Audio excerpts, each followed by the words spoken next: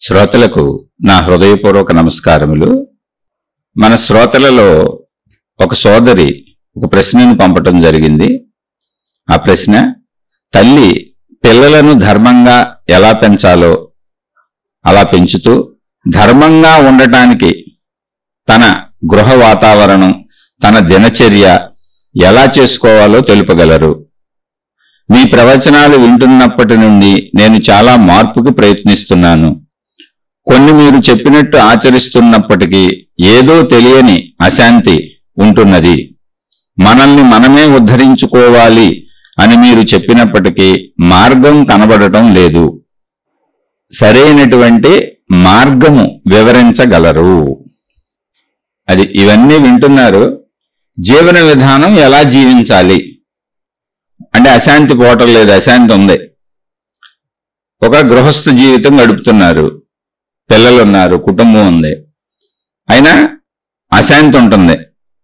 ఈ అశాంతి నుంచి తప్పించుకొని చక్కగా కుటుంబ బాధ్యతలు ధర్మంగా నిర్వర్తించుకుంటూ చక్కగా నా పనులు నేను చేసుకుంటూ హాయిగా ఎలా ఉండాలి, ఈ అశాంతి నుంచి ఎలా బయటపడాలి, ఆధ్యాత్మికంగా ఎలా ముందుకు సాగాలి అంటే మనం ఉద్ధరించుకోవాలి అనుకుంటున్నాం కదా. ఆధ్యాత్మిక చదువు అంటే దీనికి సంబంధించి వివరణ చెప్పమని అడిగారు.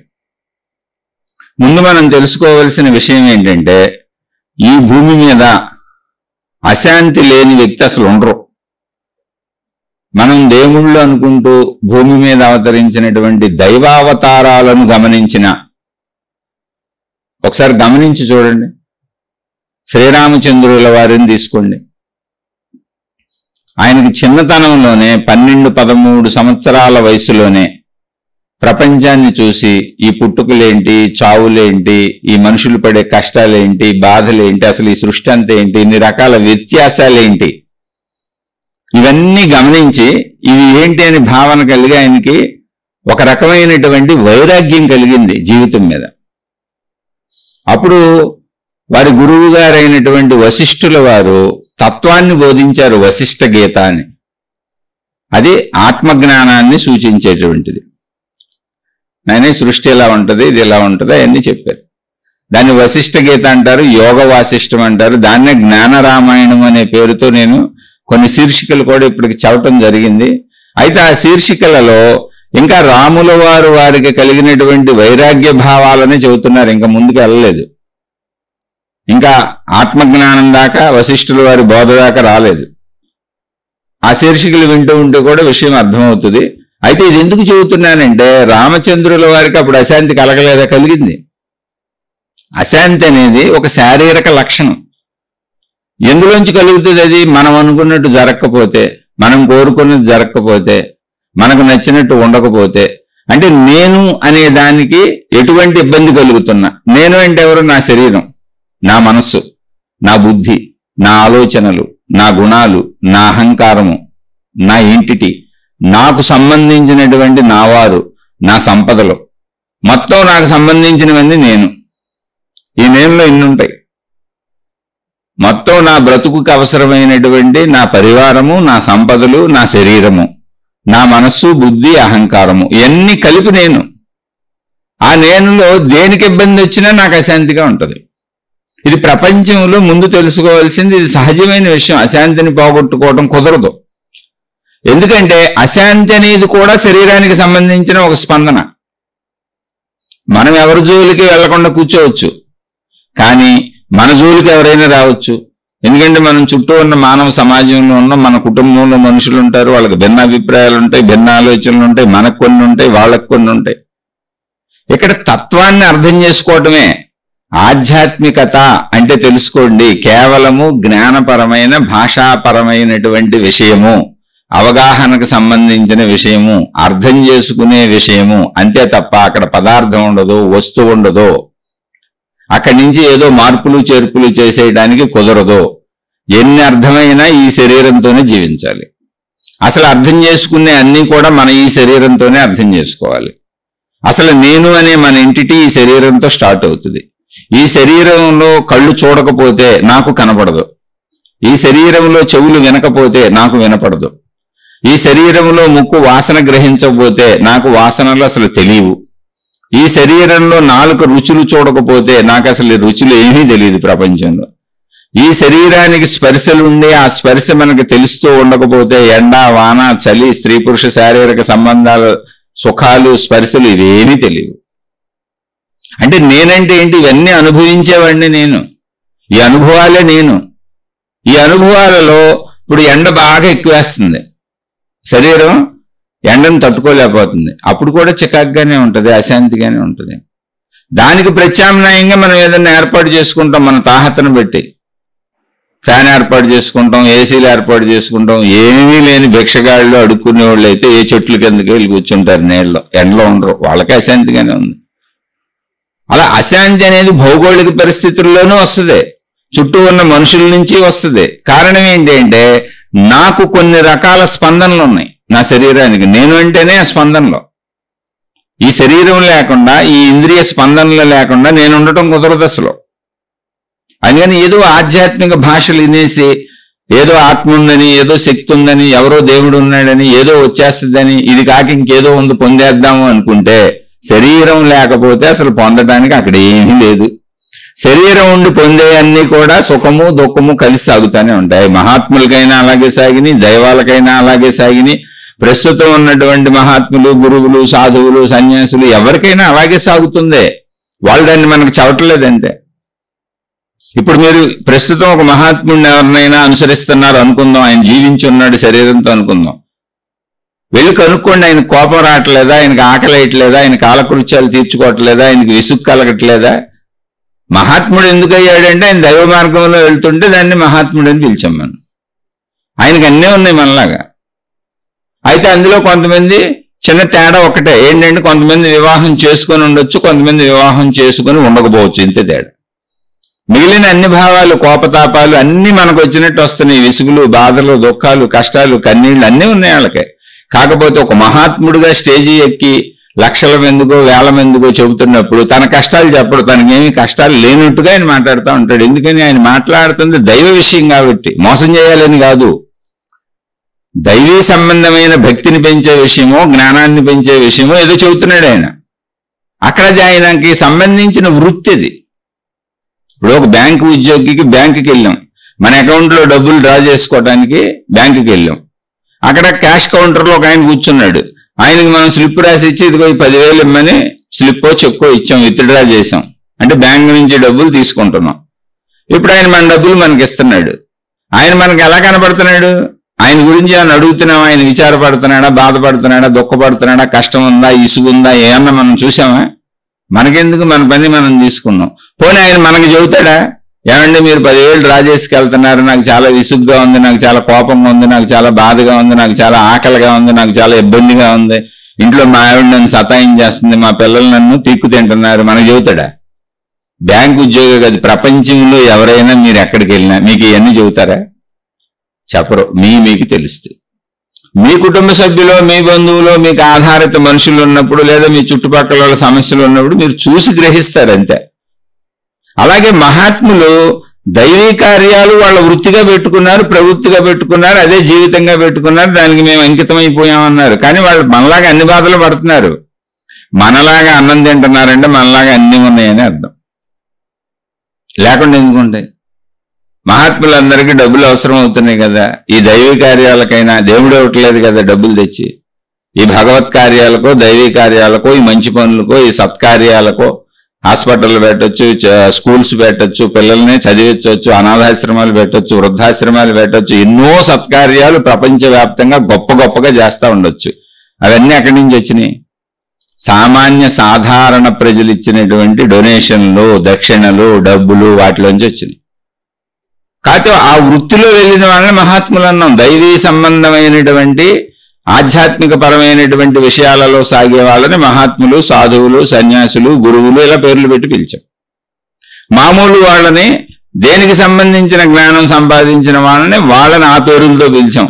డాక్టర్లు, ఇంజనీర్లు, ఎలక్ట్రీషియన్లు, కార్పెంటర్లు, తాపీ మేస్త్రులు, టైలర్లు, ఇలా అనేక రకాల పేర్లు. వాళ్ళు ఆ జ్ఞానానికి సంబంధించిన వాళ్ళు. ఈ మహాత్ములు, సాధువులు, సన్యాసులు వీళ్ళందరూ ఆధ్యాత్మిక భక్తి మార్గాలకు సంబంధించిన వాళ్ళు, మతకు సంబంధించిన వాళ్ళు. ఇక్కడ విషయం జాగ్రత్తగా అర్థం చేసుకోవాలి. అంతే తప్ప మనకేదో అయిపోద్ది, ఇప్పుడు ఆయన జబ్బు తగ్గిచ్చేస్తాడు, ఆయన కష్టం లేకుండా చేసేస్తాడు, లేదా వాళ్ళకి అసలు కష్టాలే లేవు, వాళ్ళకి కన్నీళ్లే లేవు, ఇలా ఊహించుకోకూడదు. అందుకే మనకి చక్కగా గ్రంథాలు రాసి అందించారు. ఇప్పుడు ఒక రామాయణం, శ్రీరామచంద్రుల వారికి చిన్నప్పుడే వైరాగ్య భావాలు కలిగినాయి. ఎందుకు? ప్రపంచాన్ని చూసి. నేను ఈ సుఖాలు అనుభవించనని వదిలేశారు ఆయన. నాకు వద్దు, నేను రాజు కొడుకుగా యువరాజుగా ఇవేమి నేను అనుభవించను, ఎందుకంటే ఈ ప్రపంచం అసలు అర్థం కావట్లేదు, గజిబిజిగా ఉంది. ఈ పుట్టుకులేంటి, మరణాలేంటి, మధ్యలో ఈ రోగాలేంటి, బాధలేంటి, కష్టాలేంటి, కన్నీళ్ళేంటి, మనుషులందరూ ఇలా బాల్య యవ్వన వార్ధక్య దశను పొందడం ఏంటి, తర్వాత మరణం ఏంటి, ఇదంతా ఏంటి గజిబిజిగా ఉందని అనిపించింది ఆయనకి. అప్పుడు దానికి సంబంధించినటువంటి సంపూర్ణమైనటువంటి జ్ఞానాన్ని వశిష్ఠుల వారు బోధించారు. అప్పుడు జ్ఞానం అర్థమైంది, అంతే తప్ప ఆయన జీవితం మారిపోలా. అందుకనే మనకు మళ్ళీ మామూలు రామాయణాన్ని వాల్మీకి మహర్షి అందించారు. రాముల వారి యొక్క రామాయణ చరిత్ర ఉంది. రామాయణం అంటే రాముడు నడిచిన మార్గము, రాముని యొక్క జీవితము, రాముని యొక్క మార్గము, దారి. అందులో ఏముంది? శ్రీరామచంద్రుల వారిని చూడండి, గమనించండి. అంటే ఎందుకు చెబుతున్నానంటే ఎవరికైనా ఇలాగే ఉందే, ఇది ఇలాగే ఉంటుంది. ఈ వాక్యం ఇప్పుడు రాసి పెట్టుకోండి, ఇది ఇలాగే ఉంటుంది, ఇది ఇలాగే ఉంటుంది, ఇంతే. అది అర్థం చేసుకోమని, గ్రహించమని, అలా జీవించడం నేర్చుకోమని, వీలున్నంత తక్కువలో వీలున్నంత కోరికలు తగ్గించుకో, అప్పుడు దుఃఖం తగ్గుద్ది. వీలున్నంత ఆశలు తగ్గించుకో, దుఃఖం తగ్గుద్ది. వీలున్నంత కోపతాపాలు, ఈర్ష్యలు, అసూయలు, ద్వేషాలు నువ్వు ఎంత తగ్గించుకోగలవో అంత తగ్గించుకో, అన్నింటిలో దూరకుండా. కొన్ని వదిలేయటం నేర్చుకో, అప్పుడే శాంతిగా ఉంటావు. కానీ ఎన్ని వదిలేసినా నీకు కొంత తప్పదు ఇక్కడ. ఎందుకంటే శరీరం ధరించినప్పుడు శరీరానికి ఉండేటువంటి భావోద్వేగ స్పందనలు తప్పించుకోవటం కుదరదు. ఎందుకని ఆ శరీరమేగా నేను. శరీరం లేకుండా ఇప్పుడు మీరు నేను ఆత్మనే అని అనుకోని ఇదేంటో ఉంటారు. ఆత్మ అనేది ఏమి లేదు అక్కడ. ఆత్మ అనేది ఊరినే ఒక ఆకాశ స్వరూపం, అక్కడ ఏమి ఉండదు, శూన్యం అది. ఇప్పుడు ఆకాశం మనలాగా కోపానికి గురవదు, అశాంతికి గురవదు, బాధకు గురవదు, దుఃఖానికి గురవదు, కోరికకు గురవదు, ఇది నాదనుకోదు, ఇది కాదనుకోదు. ఎందుకంటే మొత్తం ఉన్నది అదే కాబట్టి నేనని కూడా అనుకోదు. ఆకాశానికి నేనన్న భావన కూడా ఉండదు. ఎందుకని ఉన్నది అదే అయినప్పుడు దానికి నేను అని ఇంకోళ్ళకి చెప్పాల్సిన అవసరం కూడా లేదు. దాన్ని బాధించేవాళ్ళు లేరు, కష్టపెట్టేవాళ్ళు లేరు. అదొక శూన్య స్థితి. అయితే అందులో చైతన్యం ఉంది, శక్తి ఉంది, అంతే. ఇప్పుడు మనం ఎవరమైనా నేను ఉన్నాను అని మనం అంటున్నామంటే అది శరీరం ఉంటేనే. కాబట్టి శరీరం లేకపోతే అసలు మీకు గుర్తింపు లేదు, శరీరం లేకపోతే మీ మనుగడ లేదు, శరీరం లేకపోతే మీ ఎగ్జిస్టెన్స్ లేదు, శరీరం లేకపోతే మీ అనుభవాలు లేవు, అనుభూతులు లేవు, నేర్చుకుంటాం లేదు, తప్పు లేదు, రైట్ లేదు, దేవుడు లేడు, అసలు ఆత్మ లేదు, ఆత్మ జ్ఞానం లేదు. కాబట్టి అన్నిటికంటే ముఖ్యమైనది శరీరమే. శరీరాన్ని పారద్రోలడానికి, పక్కకు పడేయడానికి, దాని ఇంపార్టెన్స్ తగ్గించడానికి లేదు అసలు. అత్యధికమైన ఇంపార్టెన్స్ కలిగింది శరీరం. దాన్ని ఎంత నిలుపుకుంటే, దాన్ని ఎంత జాగ్రత్తగా పెట్టుకుంటే, దాన్ని ఎంత మంచిగా ఉంచుకుంటే, దాన్ని ఎంత ధర్మంగా చక్కగా నిలుపుకుంటే అంత హాయిగా ఉంటుంది మన జీవితం. అలా హాయిగా ఉండండి అని చెప్పటానికి ఆత్మజ్ఞానం చెబుతున్నారు, దైవజ్ఞానం చెబుతున్నారు తప్ప శరీరానికి భిన్నంగా నువ్వేదో పొందేస్తావు అని, ఇప్పుడు శరీరాన్ని పనికిరాందని, శరీరం పారేయమని, దాన్ని విసర్జించేయమని, దానికి అసలు బట్టలు అనవసరమని, దానికి ఏమీ నువ్వు చెయ్యక్కర్లేదని ఎవరు చెప్పట్లేదు. ఒకవేళ ఎవరన్నా చెబితే అది అర్థమయ్యే అర్థం కాని వాళ్ళు చెబుతున్నటువంటి మాటలయ్యి. ఎవరైనా శరీరంతోనే ఈ భూమి మీద, దైవం కూడా శరీరంతోనే భూమి మీదకి వచ్చి దైవంగా గుర్తింపు పొందాడు. దైవం అని పూజిస్తున్న దైవావతారాలన్నీ శరీరం ధరిస్తేనే దైవావతారాలుగా పూజింపబడినాయి. అలా రామచంద్రుల వారు జ్ఞానం చిన్నతనంలోనే 16 ఏళ్ల వయసు లోపలే తెలుసుకున్నారు. తర్వాత విశ్వామిత్రుల వారి వెంట వెళ్ళి రాక్షస సంహారం చేశారు యాగ సంరక్షణ కోసం. రాక్షస సంహారం చేయాలంటే మీరు ఆయన కోపం వచ్చి బాణాలు వేసి కొట్టొద్దు, కొట్టారు, రక్షణది. అక్కడ దుష్ట శిక్షణ చేయాలి, చెడు జరుగుతుంది, రాక్షసులు బాధలు పెడుతున్నారు అక్కడ మునుల్ని, అందుకని వాళ్ళందరినీ చంపేశారు వెళ్ళి. మరి ఇప్పుడు ఆయన చంపడానికి ప్రయత్నము, ఆయనకు కోపము, క్రోధము ఇవన్నీ రావాలిగా, వచ్చినాయి, మనిషికి లాగానే వచ్చినాయి. అయితే ఆ రోజుల్లో రాజుల ప్రవర్తన అది. ఈరోజు ప్రజాస్వామ్య ప్రభుత్వాలు కాబట్టి మనం ఇలా ఉన్నాం. అందుకని మన ఇంట్లో మనం కోపం వచ్చినప్పుడు ఏదో చెబుతాం, వాళ్ళ కోపం వచ్చినప్పుడు ఏదో అంటారు, ఇవన్నీ జరుగుతూనే ఉంటాయి. అందులో అశాంతి కలుగుతూనే ఉంటుంది.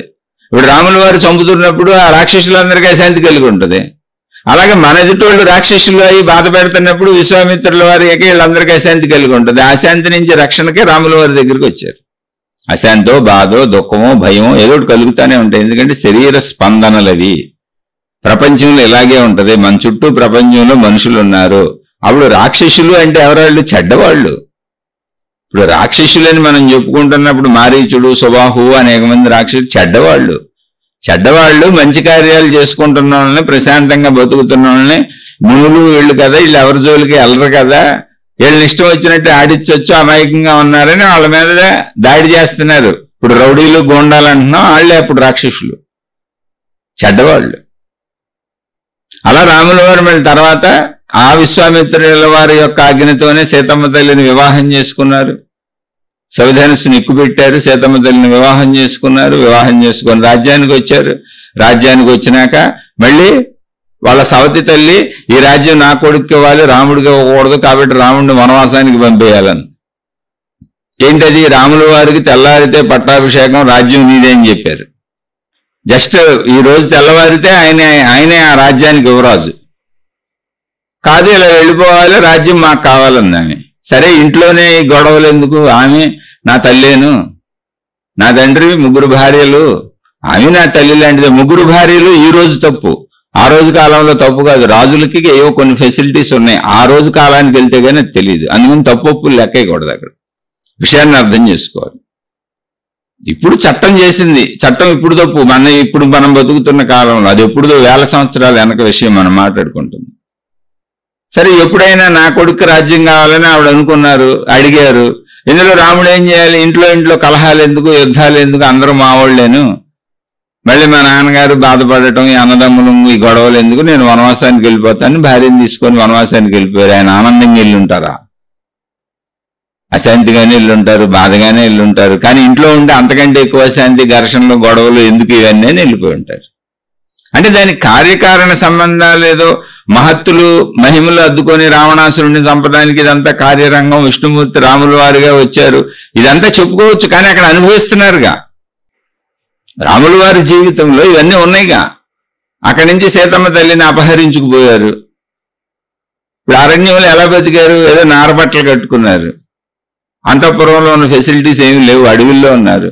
నిరంతరం మృగాల నుంచి వాళ్ళని వాళ్ళు రక్షించుకోవాలి. దానికి లక్ష్మణుడు పాపం కాపలా కాస్తూ ఉండేవాడు. ఇప్పుడు రాముల వారు కూడా జాగ్రత్తగా చూసుకుంటూ ఉండేవాళ్ళు. రావణాసురుడు వచ్చి సీతమ్మ తల్లిని ఎత్తుకుపోయాడు. ఆ దారిలో వనవాసంలో రాముల వారు అక్కడ ఉన్నటువంటి చెడ్డవాళ్ళని, అంటే రాక్షసులందరినీ సంహరించుకుంటూ వెళ్ళారు రావణాసురుడి వరకు.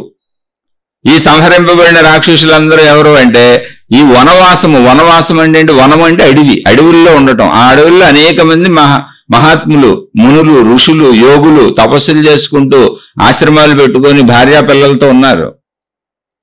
అదే ఊరికినే జంతువులతో లేవు. అక్కడ మళ్ళీ వాళ్ళని ఇబ్బంది పెడుతున్నారు ఈ రాక్షసులు వెళ్ళి. అందుకని ఇలాంటి మునులకి, ఋషులకి, తపస్సంపన్నులకి, అంటే మంచి వాళ్ళకే ఇబ్బంది కలిగించి అందరినీ చంపుకుంటూ వెళ్ళారు శ్రీరామచంద్రుల వారు. ఎవరిని? చెడ్డవాళ్ళందరినీ.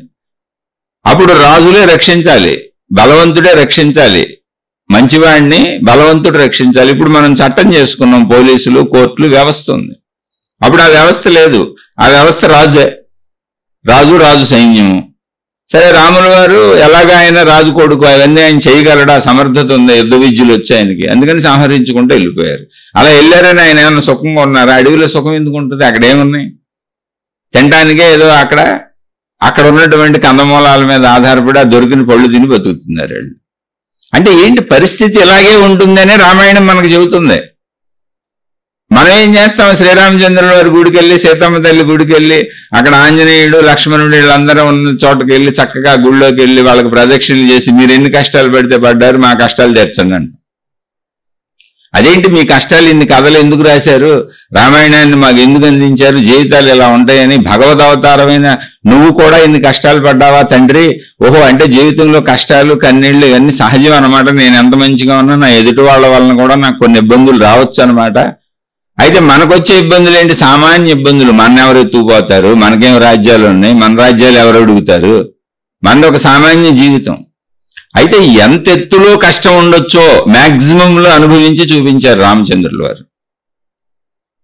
మొత్తం రాజ్యమే పోయింది, వనవాసానికి వెళ్ళిపోమన్నారు. అడవిలోకి వెళ్ళిపోయాడు ఒక యువరాజు. బంగారు కంచాలలో తిని బంగారు మంచాల మీద పడుకునేటువంటి ఒక తన భార్యతో సహా అడవికి వెళ్ళటాన్ని మించినంత కష్టం ఇంకేమన్నా ఉంటుంది అసలు? అడవిలో ఏంటి నేల మీద పడుకోవటం, చుట్టూ మృగాలు, రక్షణ కూడా లేదు. అక్కడి నుంచి మళ్ళీ ఎవడో భార్యను ఎత్తుకుపోయాడు. మళ్ళీ ఆ ఎత్తుకుపోయినాడు సామాన్యుడు, ఆడు సముద్రానికి అవతల ఉన్నాడు. సముద్రం మీద బ్రిడ్జ్ కట్టుకెళ్ళి ఆయన చంపాల్సి వచ్చింది. దానికి మళ్ళీ సుగ్రీవుడు అనే ఆయన సహాయం తీసుకోవాల్సి వచ్చింది. దానికి ముందు సుగ్రీవుడు అనేవాడికి సహాయం చేయాల్సి వచ్చింది. ఆయన రాజ్యం పోతే మళ్ళీ వాళ్ళ అన్నయ్యని చంపేసి ఆయన భార్యను ఆయనకి ఇప్పించి, ఆయన రాజ్యం ఆయనకి ఇప్పించి, ఆయన యొక్క సైన్య సహకారంతో మళ్ళీ అక్కడికి వెళ్లాల్సి వచ్చింది. ఇవన్నీ రామచంద్రుల వారి జీవితంలో, సీతమ్మ తల్లి జీవితంలో ఎన్ని కష్టాలు, లక్ష్మణుడి జీవితంలో ఎన్ని కష్టాలు. అన్నను అనుసరించి వెళ్ళిపోయాడు. ఇన్ని కష్టాలు ఎందుకు ఆ దైవావతారం పెట్టుకొని మనకి చూపించవలసి వచ్చింది? ఎందుకు ఆ కథ రాసి మనకు చూపించారు? ఎందుకు రామాయణాన్ని మనకు అందించారు అంటే అది జీవన రామాయణం. జీవితం ఎలాగే ఉంటుంది నాయన. జీవితంలో సమస్యలు ఉంటాయి. ఇదిగో ఎన్ని సమస్యలు ఉన్నాయంటే నేను ఇన్ని అనుభవించాను, నన్ను దేవుడని మీరు పూజిస్తున్నారు, నేను ఇన్ని అనుభవించవలసి వచ్చింది. నేను మానవ శరీరంతో ఇన్ని అనుభవించాను. నేను ధర్మాత్ముడిని, ఎప్పుడూ ధర్మం తప్పలేదు.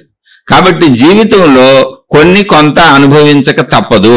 ఉంటవి. ఇది ఇలాగే ఉంటుంది జీవితం, ఇది ఇలాగే ఉంటుంది. ఎందుకనంటే శరీరం ఉంది కనుక. జాగ్రత్తగా శరీరానికి స్పందనలు ఉంటాయి. శరీరం యొక్క లక్షణము స్పందనలు. ఆ స్పందనలు ఏంటి? వేడి ఎక్కువ అవ్వచ్చు, వేడి తక్కువ అవ్వచ్చు, చలి ఎక్కువ అవ్వచ్చు, చలి తక్కువ అవ్వచ్చు, గాలి ఎక్కువ అవ్వచ్చు, గాలి తక్కువ అవ్వచ్చు. అన్నిటికీ మన శరీరం స్పందనకు లోనవుతూ ఉంటుంది. భావోద్వేగాలు కలుగుతూ ఉంటాయి. ఆ భావోద్వేగాలు కోపం కావచ్చు, విసుగు కావచ్చు, చికాకు కావచ్చు, ఈర్ష్య కావచ్చు, అసూయ కావచ్చు, ద్వేషం కావచ్చు, మంచి దయ కావచ్చు, ధర్మం కావచ్చు, జాలి కావచ్చు, కరుణ కావచ్చు, ఆనందం కావచ్చు, సుఖం కావచ్చు. అనేక భావోద్వేగాల కూర్పు ఈ శరీరం. ఇలా ఉంటుంది. ఇది ఇలాగే ఉంటుంది. దీన్ని గ్రహించుకుంటూ వెళ్ళు. అధిక కష్టాలు పెంచుకోబాకని మాత్రమే ఆధ్యాత్మిక చెబుతున్నారు. ఆధ్యాత్మికత ఎందుకు బోధింపబడుతుంది అంటే శరీరంతో నువ్వు అధికంగా కోరుకొని అత్యాశలకు పోయి, అధర్మాలకు పోయి, అధిక కష్టాలకు లోనవ్వకు. అంతేతప్పుడు నువ్వేదో పొందేయడానికి ఇక్కడ ఏం లేదు. ఆ ఉన్నదంతా ఆకాశ స్థితి, ఆత్మస్థితి అనేది. అది కూడా నువ్వు శరీరంతోనే అర్థం చేసుకునేటువంటి ఒక అవగాహన స్థితే తప్ప అక్కడ పొందడానికి పదార్థం ఉండదు, అక్కడ పొందడానికి ఏ వస్తువు ఉండదు. కేవలం అది ఒక అవగాహన స్థితి. ఆ అవగాహన స్థితికి చేరుకున్నటువంటి రమణ భగవానులు కూడా ఆయనకి చిన్నప్పుడే ఆ స్థితి వచ్చేసింది. నేను ఆత్మనాన్ని ఎరుకొచ్చేసింది. అయినా ఆయన భోజనం తినాల్సి వచ్చింది, గోచి పెట్టుకోవాల్సి వచ్చింది, రోజు కాలకృత్యాలు తీర్చుకోవాల్సి వచ్చింది. ఆయన ఎంతమందో ఇబ్బంది పెట్టారు. ఆయన ఎక్కడో ధ్యానం చేసుకుంటుంటే ఎవడో టికెట్ పెట్టాడు ఆయనకి. ఆయన చూడటానికి వెళ్ళే వాళ్ళకి టికెట్ పెట్టాడు. ఆ విషయం తెలిసి పాపం ఆయన ఎంతో బాధపడి మళ్ళీ ఆ ప్లేస్ మార్చేసి ఇంకో చోటకి వెళ్ళారు. మళ్ళీ అక్కడికి వచ్చి అక్కడేదో చేశాడు. మళ్ళీ అక్కడి నుంచి పాపం వెళ్ళిపోయారు. ఒకడెవడో ఈయన చూడటానికి వచ్చే భక్తుల మీద రాళ్లు తోసేస్తున్నాడు. అది కొండ ప్రాంతం, పైన నుంచొని కొండరాళ్ళు డొల్లిస్తున్నాడు. రమణ భగవానుల మీద కూడా రాళ్లు పడబోయినాయి. అలా ఆయన్ని ఇబ్బంది పెట్టిన వాళ్ళు ఎందరో, ఆయన్ని బాధ పెట్టిన వాళ్ళు ఎందరో. ఎందుకంటే ఇది ఒక సమాజం.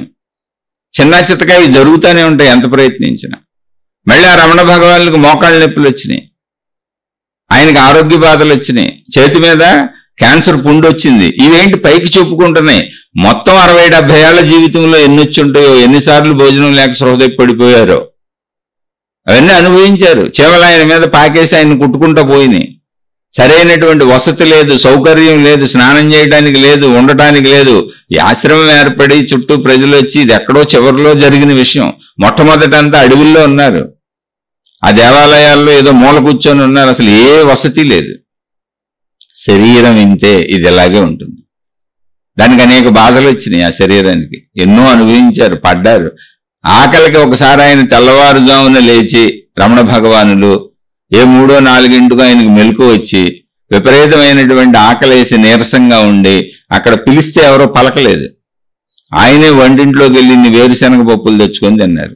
అంటే మిగిలిన ఇంకెన్ని జరిగి ఉంటాయో. ఇక్కడ ఎవరిని నిందించడానికి కాదు, ఆయన చెప్పారు, నేను పిలిచాను ఎవరో పలకలేదు, వెళ్ళి తెచ్చుకున్నానని. ఆయన నిజాయితీ కలిగిన మహానుభావుడు కాబట్టి ఉన్న సత్యం ఉన్నట్టు చెప్పారు. అదే మామూలు కొంతమంది అయితే నాకు ఆకలి ఉండదు, దప్పిక ఉండదు, దాహం ఉండదు, అబ్బెబ్బే పర్వాలేదు, మేము ఊరికి మీకోసమే తింటున్నాము అని మనకి వాళ్ళ బాధలు కష్టాలు కన్నీళ్ళు చెప్పరు. మాకు ఏమీ లేవు అన్నట్టు నటిస్తారు. కానీ వాళ్ళకి అన్నీ ఉన్నాయి. అనారోగ్య బాధలు ఉన్నాయి, ఆకలి బాధలు ఉన్నాయి, తట్టుకోలేరు, షుగర్లు ఉన్నాయి, బీపీలు ఉన్నాయి, హార్ట్ అటాక్లు వచ్చినాయి. చాలా మంది స్వాములకి, చాలా మంది మహర్షులకి అన్ని రకాల జబ్బులు ఉన్నాయి. కానీ స్టేజ్ ఎక్కంగానే లేవు అన్నట్టు మాట్లాడతారు. ఎందుకు మాట్లాడతారంటే పాపం కొంతమందికి పూర్తి దైవీ జ్ఞానం అర్థం కాక దైవత్వం అంటే మహిమలు మాయలు అనుకొని ఇప్పుడు గురువులము, సాధువులము, మహాత్ములము మమ్మల్ని అందరూ దేవుడని పూజిస్తున్నారు ప్రజలు, కాబట్టి మాకు జబ్బులు ఉన్నాయి, మాకు బాధలు ఉన్నాయి, మాకు కష్టాలు ఉన్నాయి, మాకు కన్నీళ్లు ఉన్నాయి, మాకు లోపల బాధ ఉంది, ఇసుగుంది, కోపం ఉంది, మాకు కూడా ఈర్ష్యలు ఉన్నాయి, అసూయలు ఉన్నాయి, ద్వేషాలు ఉన్నాయి, మీకు పుడుతున్నాయన్నీ మాకు పుడుతున్నాయి అంటే మాకు మళ్ళీ ఇదిగో ఇవన్నీ దక్కవేమో, ఈ గౌరవాలు దక్కవేమో, మమ్మల్ని మామూలుగా చూసేస్తారేమో, మమ్మల్ని పట్టించుకోరేమో, అందుకని వాళ్ళు పాపం చెప్పరు. అదేంటి? సంపూర్ణ జ్ఞానం తెలియనటువంటి స్థితి. సంపూర్ణ జ్ఞానం తెలిసిన వ్యక్తి, ఒక బుద్ధుడు, ఒక రమణ భగవానులు, వాళ్ళు ఎందుకు ప్రశాంతంగా ఉన్నారు అంటే అసలు విషయాలు తగిలించుకోవాలి, అది అక్కడ విషయం. అనేక విషయాల్లోకి వెళ్ళా రమణ భగవానులు, అందుకని మనలాగే అనేక సార్లు అశాంతి లేదు, కానీ శరీరం ఉంది కాబట్టి దాని అశాంతి వచ్చింది, దాని అనారోగ్యం వచ్చింది, ఎంతో కొంత వచ్చింది, అది పడాల్సి వచ్చింది. అలాగే శరీరం ఉంది కాబట్టి భుజించాల్సి వచ్చింది కాబట్టి భిక్ష తీసుకోవాల్సి వచ్చింది, అక్కడ వండుకోవాల్సి వచ్చింది, ఒక వంట పెట్టాల్సి వచ్చింది, ఒక ఆశ్రమం ఏర్పడింది, దానికి 2 మంది మనుషులు వచ్చారు, మళ్ళీ వచ్చిన వాళ్ళందరూ 2 చిత్రాలు చేశారు, అక్కడ ఆయనకి అశాంతిని కలిగించారు. అయితే జ్ఞానం తెలుసు గనుక మనలాగా ఎక్కువ అశాంతిని వారు పొందలేదు, కానీ శరీరంతో పడవలసినవి పడ్డారు. అవి చదువుకోండి ఆయన చరిత్ర. కొంతమంది మహిమలు మాయలకి వెళ్ళి వాళ్ళకి బాధలున్నా, కష్టాలున్నా, కన్నీళ్లున్నా, ఇబ్బందులున్నా మాకేమీ లేవని చెబుతారు. అలాంటి వాళ్ళని చూసి మోసపోబాకండి. శరీరం ధరించిన ప్రతి మనిషికి అన్నీ ఉంటాయని చెబుతుందే రామాయణం. శ్రీరామచంద్రుల కంటే గొప్ప మహాత్ముడు ఎవరెక్కడ, గొప్ప గురువు ఎవరెక్కడ, గొప్ప దేవుడు ఎవరెక్కడ చెప్పండి అసలు. ఇప్పుడు ఉన్నాళ్ళైనా ఇంతకు ముందు వాళ్ళైనా ఎవరు? ఇప్పుడు మీరు ఒక ఉదాహరణగా తీసుకోండి, శంకరాచార్యులు వారు ఉన్నారు, మొత్తం ఆత్మజ్ఞానాన్ని ప్రతిపాదించింది ఆయన. యావత్ భారతదేశం కాలినడకని 2-3 సార్లు తిరిగారంట ఆయన. ఏంటి? ఆత్మ సిద్ధాంతాన్ని ప్రతిపాదిస్తూ అందరికీ చెబుతూ ఆయన అప్పుడు మొత్తం యావత్ భారతదేశం అంగీకరించిందట కూడా. అయితే అప్పుడు మనం లేము, ఉన్న సత్యాలను కదా నమ్మాలి, నమ్ముతున్నాం. అయితే జాగ్రత్తగా గమనించండి, ఆయన శరీరంతో ఉన్నారు. అలా తిరిగిన ఆయనకి విపరీతమైనటువంటి రక్తం కారిపోయేదంట, పైల్స్.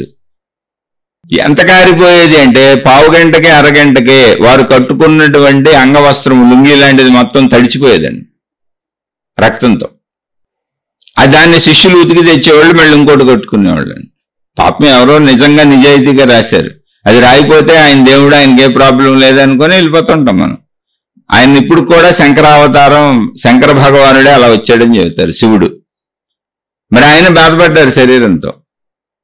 అలాగే ఆయన ఆత్మ సిద్ధాంతాన్ని ప్రతిపాదిస్తూ వెళుతున్నప్పుడు, అలా ప్రయాణం చేస్తున్నప్పుడు ఒకచోట ఒక స్త్రీ అడిగింది ఆయన్ని, ఆత్మజ్ఞానాన్ని మీరు వాదిస్తున్నారు, మా భర్త మీ ముందు ఓడిపోయాడు, కానీ భార్యని నేనున్నాను, భార్య ఉన్నప్పుడు భర్తలో భార్య సగం కాబట్టి నా భర్త పూర్తిగా ఓడిపోయినట్టు కాదు, నన్ను కూడా ఓడిస్తేనే మీరు నా భార్య ఓడిపోయినట్టు. అంటే ఆత్మజ్ఞాన చర్చ జరుగుతుంది అక్కడ, కాబట్టి నన్ను కూడా ఓడించండి అందాం. అలాగేనమ్మా, తప్పకుండా మనం మాట్లాడుకుందాం ఆత్మజ్ఞానం, చెప్పండి ఏ విషయం మాట్లాడదాం, ఏ వైపు నుంచి మాట్లాడదాం అంటే ఆమె శృంగార శాస్త్రం మీద నుంచి మాట్లాడదాం అంది. అప్పటి వరకు భూమి మీద ఉన్న అన్ని వైపుల నుంచి మాట్లాడేశారు ఆయన. అంటే అన్ని శాస్త్రాల తరపు నుంచి, అన్ని వైపుల నుంచి ఆత్మజ్ఞానాన్ని ప్రతిపాదించారు. శృంగార శాస్త్రం మీద చెబుదాం, కామశాస్త్రం మీద మాట్లాడదాం, దానికి ఆత్మజ్ఞానానికి మీరు ఇప్పుడు సరిపోల్చండి, నిరూపించండి అంది. ఆయన అమ్మ, నేను వివాహం చేసుకోలేదు, నాకు ఆ శాస్త్రం తెలియదు అన్నది. ఇప్పుడు మీరు వివాహం చేసుకోకపోతే, మీకు పెళ్లి కాకపోతే, శంకరాచార్యుల వారు అంతటా ఆయనే అది నాకు తెలియదు అంటే నువ్వు నేను ఎంత సృష్టి, అందుకే స్త్రీ పురుషుల్ని పెట్టి వివాహం చేసుకోమని, దాన్ని అనుభవించి రమ్మని, అన్ని తెలుసుకు రమ్మని చెప్పింది. అక్కడ పొందటానికి ఏమీ లేదు, ఆత్మజ్ఞానం అనేది ఒక అవగాహన మాత్రమే చెబుతున్నాగా. పొందటానికి ఏముంది?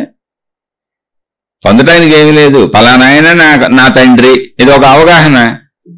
అక్కడ ఆయన తండ్రి ఉన్నాడు, నేను కొడుకులో ప్రవర్తిస్తాను అంటే, ఇప్పుడు నా తండ్రిని నాలో కలిపేసుకుంటానా, తినేస్తానా, మింగేస్తానా, ఏముంది అక్కడ? ఆయన అక్కడే ఉంటాడు, నేను ఇక్కడే ఉంటాను.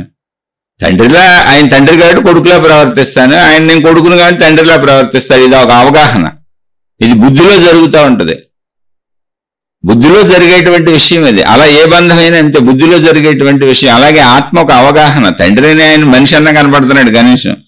ఆత్మ అనేది, దేవుడు అనేది కనపడనటువంటి ఒక శక్తికి సంబంధించిన అవగాహన. నువ్వు అక్కడ తండ్రిని కౌగిలించుకున్నట్టు కౌగిలించుకోవడానికి, తండ్రిలో పడుకున్నట్టు పడుకోవడానికి అక్కడ ఏం లేదు అసలు. అది కేవలం అవగాహన శక్తి, అది నిరాకార శక్తి. అది ఆ అవగాహనతో ఆత్మావగాహన కలిగినప్పుడు, ఆత్మానుభూతి కలిగినప్పుడు, ఆ తత్వం నీకు అర్థమైనప్పుడు, ఆత్మజ్ఞానం అర్థమైనప్పుడు, అవగాహన కలిగినప్పుడు నీ సొంత శరీరం కోసం అన్యాయాలు చేయు. నీ సొంత శరీరం కోసం, నీ వాళ్ళ కోసం నువ్వు ప్రపంచంలో అక్రమాలు అధర్మాలు చెయ్యు. అంతే ఆత్మజ్ఞానం నీకు చేసేది. అందుకే రమణ భగవానులు అనేక మంది మహాత్ములు అలా ప్రశాంత జీవితం గడిపి అవగాహన కలిగించుకోండి, శరీరం ఉన్నంతకాలం ధర్మంగా ఉండండి అని చెప్పారు. శరీరం అసలు ఎందుకు వచ్చిందో, ఎందుకు వెళ్తుందో ఎవరికి తెలుసు మనకి? ఇవన్నీ మిగిలినవన్నీ కర్మ సిద్ధాంతాలన్నీ మనం ఊహించుకొని చెప్పుకుంటున్నవే తప్ప జన్మకు ముందు నిరూపణ లేదు, జన్మ తర్వాత అంటే మరణం తర్వాత నిరూపణ లేదు. అవన్నీ గ్రంథాలు మహాత్ములు చెప్పిన మాటలు, దానికి నిరూపణ లేదు. నిరూపణ ఉన్నాయి, మాట్లాడుకుందాం. ఈ జన్మ ఉంది, ఈ జన్మ ఎలా ఉంది? శరీరంతోనే ఉంది. శరీరంతో ఉన్న ఏ మహాత్ముడైనా అన్నీ అనుభవించాడు, మానవమానాలు అన్నీ అనుభవించాడు, అన్నీ పడ్డాడు, అందరూ పడ్డారు. అందుకని రామాయణం మనకు అందించింది. సాక్షాత్తు భగవంతుడు భూమి మీదకి వచ్చి జీవిస్తే రామచంద్రుడు ఇన్ని కష్టాలు పడ్డాడు. అంతే, జీవితం అలా ఉంటది.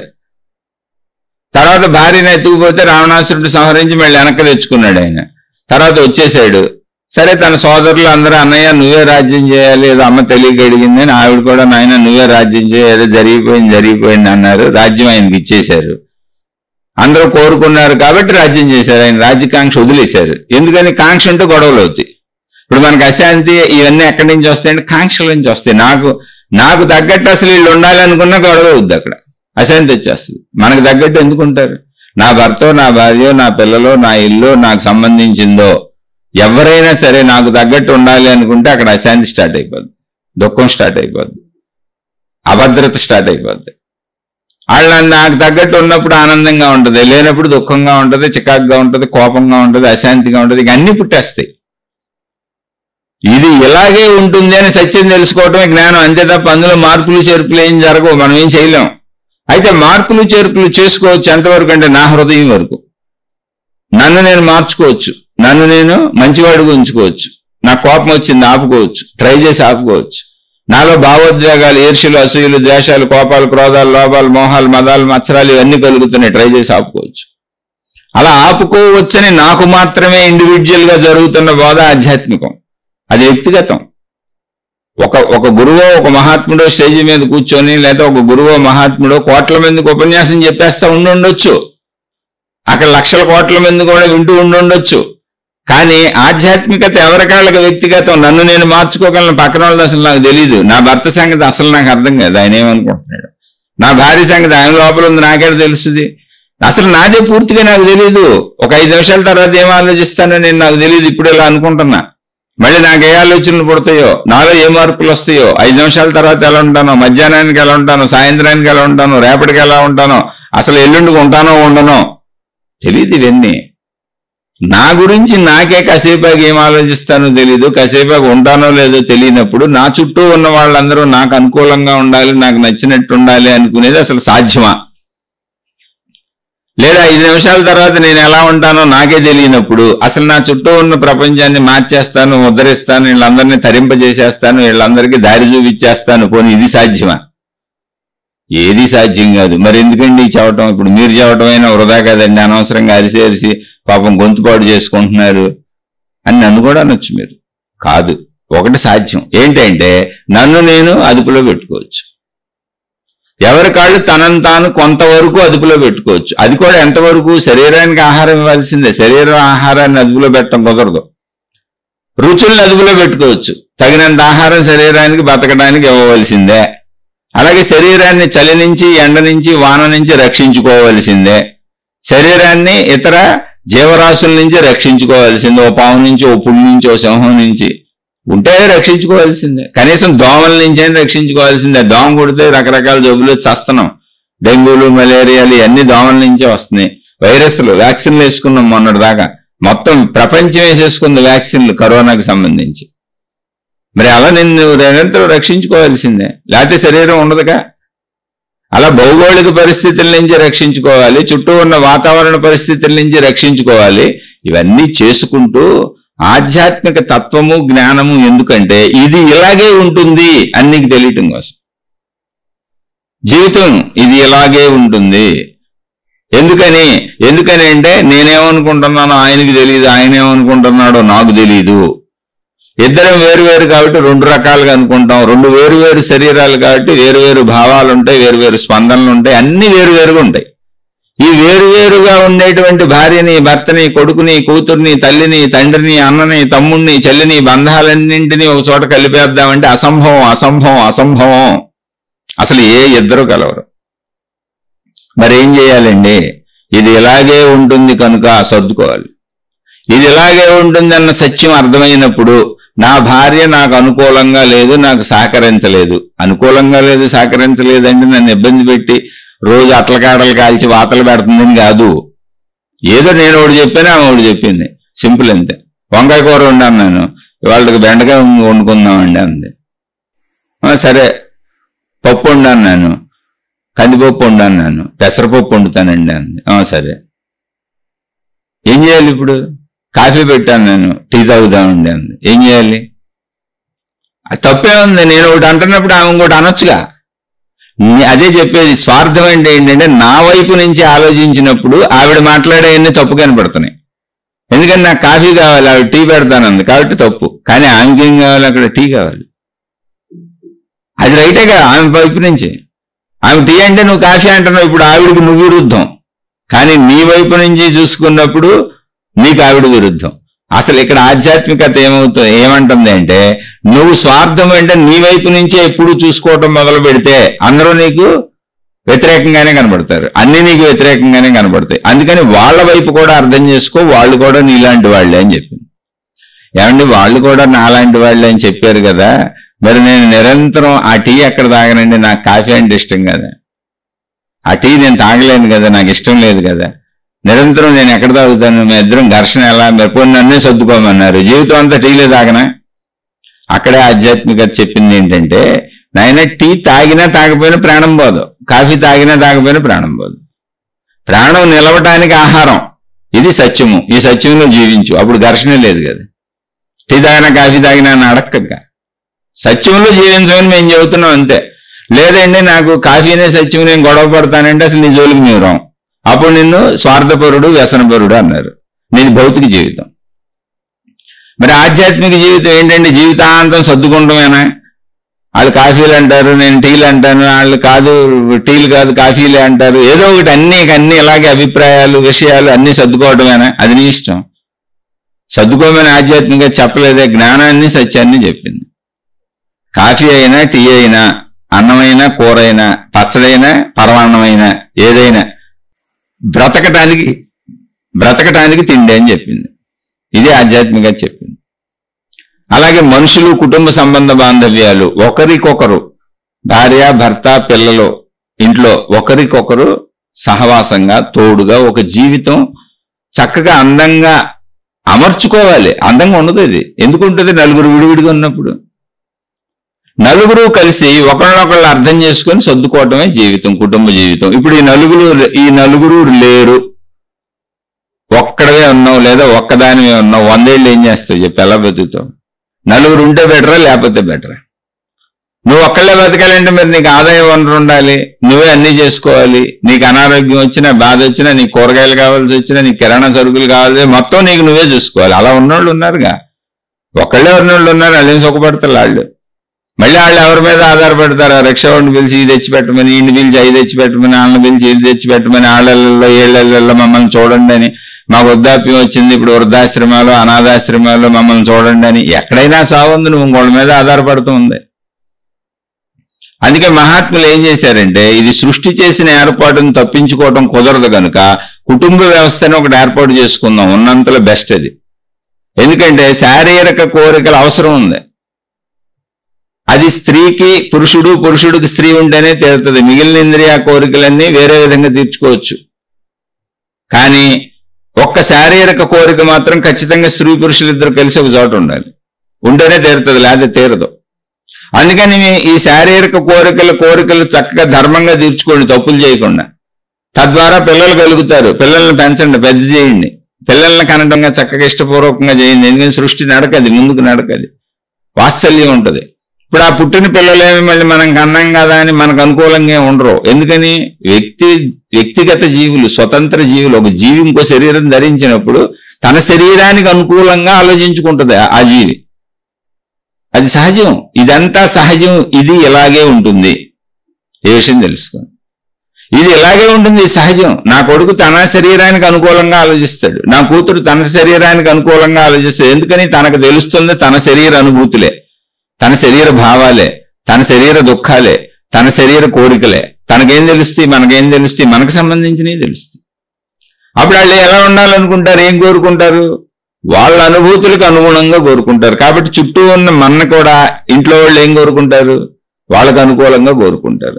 కాబట్టి ఇంట్లో ఒక 4, 5, 6 ఉంటున్నప్పుడు, లేదా భార్యాభర్త పిల్లలే పోనీ అనుకున్నప్పుడు, ఈ 4 ఉంటున్నప్పుడు ఎవరికి వాళ్ళు అనుకూలంగా కోరుకోవటమే కదా ఘర్షణ 4 మధ్య. అది భౌతిక జీవితం. ఆధ్యాత్మికత ఏం చెబుతుందంటే, నువ్వు నీకు అర్థమవుతున్నావు కదా, నీ శరీరం నీకు అర్థమవుతుంది కదా, నీ భావాలే కదా నీకు తెలుస్తుంది, నీ స్పర్శలు నీకు తెలుస్తున్నాయి, నీ దృశ్యాలు నీకు తెలుస్తున్నాయి, నీ శబ్దాలు నీకు తెలుస్తున్నాయి, నీ బాధలు నీకు తెలుస్తున్నాయి, నీ అశాంతి నీకు తెలుస్తుంది, నీ రుచులు నీకు తెలుస్తున్నాయి.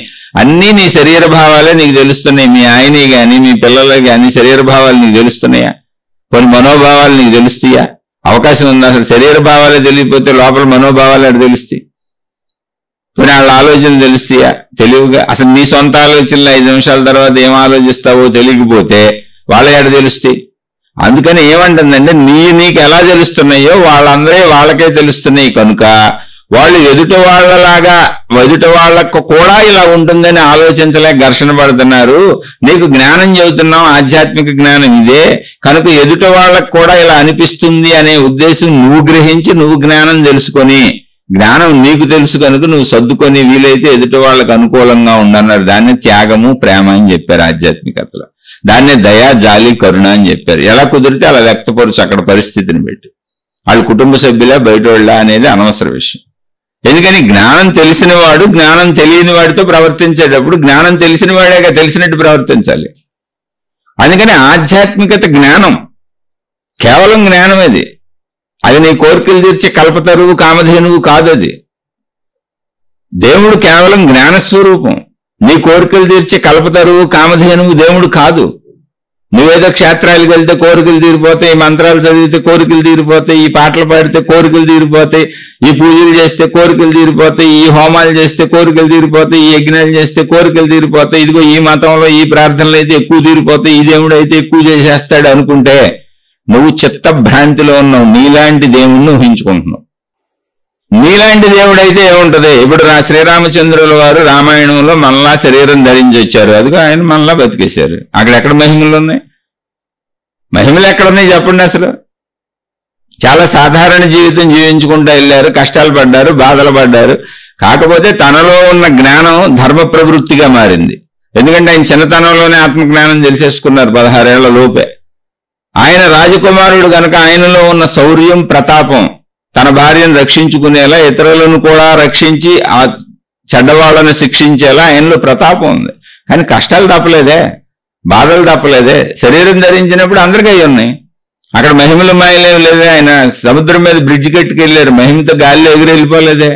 గాలిలో ఎగిరెళ్ళిన ఆయన హనుమంతుడు, అది కూడా మహిమతో వెళ్ళలేదు. ఆయన హనుమంతుడు అనేది ఆయన శరీరం ధరించినటువంటి జాతి లక్షణం. అది కోతి జాతి. కోతులు ఎగరగలవు, కోతులు చెట్ల మీద ఎగురితే మనుషులు ఎగరలేరు చూడండి.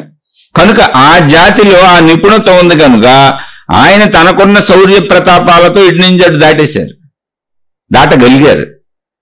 ఎక్కడికైనా వెళ్ళారు, సంజీవిని పర్వతాన్ని దాగలిగారు. ఎందుకని? ఆ నిపుణత ఆయనకు ఉంది, ఆ నైపుణ్యం ఆ జాతికి ఉంది, మానవ జాతికి లేదు. మానవ జాతిలో పుట్టిన రామచంద్రుల వారు బ్రిడ్జ్ కట్టుకు వెళ్లాల్సి వచ్చింది. మహిమలు మాయలు రామాయణంలో ఎక్కడా ఉండవు. రామాయణంలో శ్రీరామచంద్రుల వారు 100 సార్లు చెప్పారు, నేను మనిషినే, నన్ను మనిషిగానే చూడండి. అసలు వాల్మీకి మహర్షి మనిషిగానే భగవంతుడిని చూపిస్తూ జీవితం ఇలా ఉంటుందని నిరూపించడానికే జీవన రామాయణాన్ని రాశారు. ఆ రామాయణానికి నేను జీవన రామాయణం అని పేరు పెట్టాను. ఎందుకంటే జ్ఞాన రామాయణం ఉంది. రాముల వారికి వశిష్ఠుల వారికి మధ్య జరిగిన సంవాదం జ్ఞాన రామాయణం. అది కూడా జ్ఞాన రామాయణం అని నేనే అన్నాను. ఎందుకని అన్నానంటే ఇక్కడ జ్ఞానం ఉంది, అందులో జీవిత విధానం ఉంది. అందుకని దీనికి జ్ఞాన రామాయణం, దానికి జీవన రామాయణం అని పేరు పెట్టాను. అయితే ఈ జ్ఞాన రామాయణం అనేది ఏంటి అంటే జ్ఞానం తెలుసుకున్న రాముల వారు జీవితంలో అన్ని కష్టాలు పడినా ధర్మంగానే ఉన్నారు. జ్ఞానం తెలిసినా జీవితం తప్పదు, అక్కడ మహిమలు మాయలు లేవు. 16 ఏళ్లకు ముందే ఆత్మజ్ఞానం తెలిసినటువంటి ఆత్మజ్ఞాన స్వరూపుడు, ఆత్మస్వరూపుడు, శక్తి స్వరూపుడు శ్రీరామచంద్రుల వారు శరీరంతో ఉన్నారు. కానీ రాజ్యం పోగొట్టుకోవాల్సి వచ్చింది. అప్పుడు కూడా అంత ఆత్మజ్ఞానం తెలిసిన ఆయన కూడా వెళ్ళి రాక్షస సంహారం చేయవలసి వచ్చింది. అంత ఆత్మజ్ఞానం తెలిసినటువంటి ఆత్మస్వరూపులైన రామచంద్రుల వారు కూడా తన భార్యను రావణాసురుడు ఎత్తుకుపోకుండా అక్కడ ఆపుకోలేకపోయారు. మహిమలు మాయలు లేవు, ఎందుకని ఆయన మామూలు మనిషిగా ఉన్నారుగా. దుర్మార్గుడైన రావణాసురుడు వస్తున్నాడని అక్కడ తెలీదుగా, మహిమేం లేదుగా. అంటే ఎందుకు చెబుతున్నారంటే ఆ మహిమలు మీరు ఇప్పుడు కూడా నమ్మబాకండి. రామాయణాన్నే మనకు రాముల వారిని పెట్టి విష్ణుమూర్తి రాముడుగా పుట్టాడని అంత సహజంగా చూపించింది. అర్థం ఏంటి? మీరు నాయన మాయలు మహిమలు గందరగోళాలు లేవురా, ఆధ్యాత్మికతలో ఉన్నది ఒకటే జ్ఞానము. మీరు ఆయన నమ్మకండి రా, ఇదిగో రాముల వారు ఇలా జీవించారు రా అని. మళ్ళీ ఆ సీతమ్మ తల్లిని తేవడానికి ఆయన పడిన పాటలన్నీ మానవుడు ఎలా పడతాడో అలాగే పడ్డారు. అలా అందరూ మహాత్ములు, అందరూ ఎందరో మహానుభావులు. ఇప్పుడు రామానుజాచార్యుల వారు ఉన్నటువంటి కాలంలో రామానుజాచార్యుల వారు వైష్ణవ సిద్ధాంతాన్ని ప్రచారం చేస్తున్నారు. అప్పుడు అక్కడ రాజులు శైవ రాజులు, అంటే శివుణ్ణి పూజించే వాళ్ళు రాజులు. అప్పట్లో అంటే ఆ కాలంలో 1000 సంవత్సరాల వెనక విషయం మనం మాట్లాడుకుంటుంది. రామానుజుల వారు అంటే 1000 సంవత్సరాల వెనక విషయం. ఆ కాలంలో శైవ వైష్ణవులకు విపరీతమైనటువంటి ఘర్షణలు ఉండేవట. అక్కడ రాజులు శైవులు, అందుకని వాళ్ళు అందరూ ఆ శైవరాజుల్నే పూజించమని చెబుతున్నారు. ఎవరిని? శివుణ్ణే పూజించమంటున్నారు, లేకపోతే శిక్షిస్తున్నారు. రామానుజుల వారు వారి అనుయాయులు కొంతమంది వైష్ణవాన్ని, విష్ణుమూర్తిని ప్రచారం చేస్తున్నారు. మీరు విష్ణుమూర్తిని ప్రచారం చేస్తారా? కుదరదు, మీరు శివుణ్ణే పూజించాలి అందరూ, కాబట్టి మేము ఊరుకోము అని రామానుజాచార్యుల వారిని బంధించి తీసుకురమ్మన్నారు. భటులు అక్కడికి వెళ్ళారు. రామానుజాచార్యుల వారిని బంధించి తీసుకెళ్ళడానికి భటులు వెళ్ళారు. అక్కడికి వెళ్ళినప్పుడు రామానుజాచార్యుల వారి శిష్యులు చూశారు. అరే, గురువు గారిని బంధించి తీసుకెళ్ళడానికి భటులు వచ్చారు, కాబట్టి ఇప్పుడు ఏం చేయాలని ఆ శిష్యుల్లో ఒక అతను నేనే రామానుజాచార్యుల వారిని అన్నాడు. భటులకు ఆయన ఎవరో తెలియదు, ఎలా ఉంటారో తెలియదు. ఇప్పటిలాగా అప్పుడు ఫోటోలు ఏమేమి లేవు, కాబట్టి ఆయన ఎవరో తెలియక ఈ శిష్యుడిని బంధించి తీసుకుపోయారు. 2 శిష్యులు వెళ్ళారు.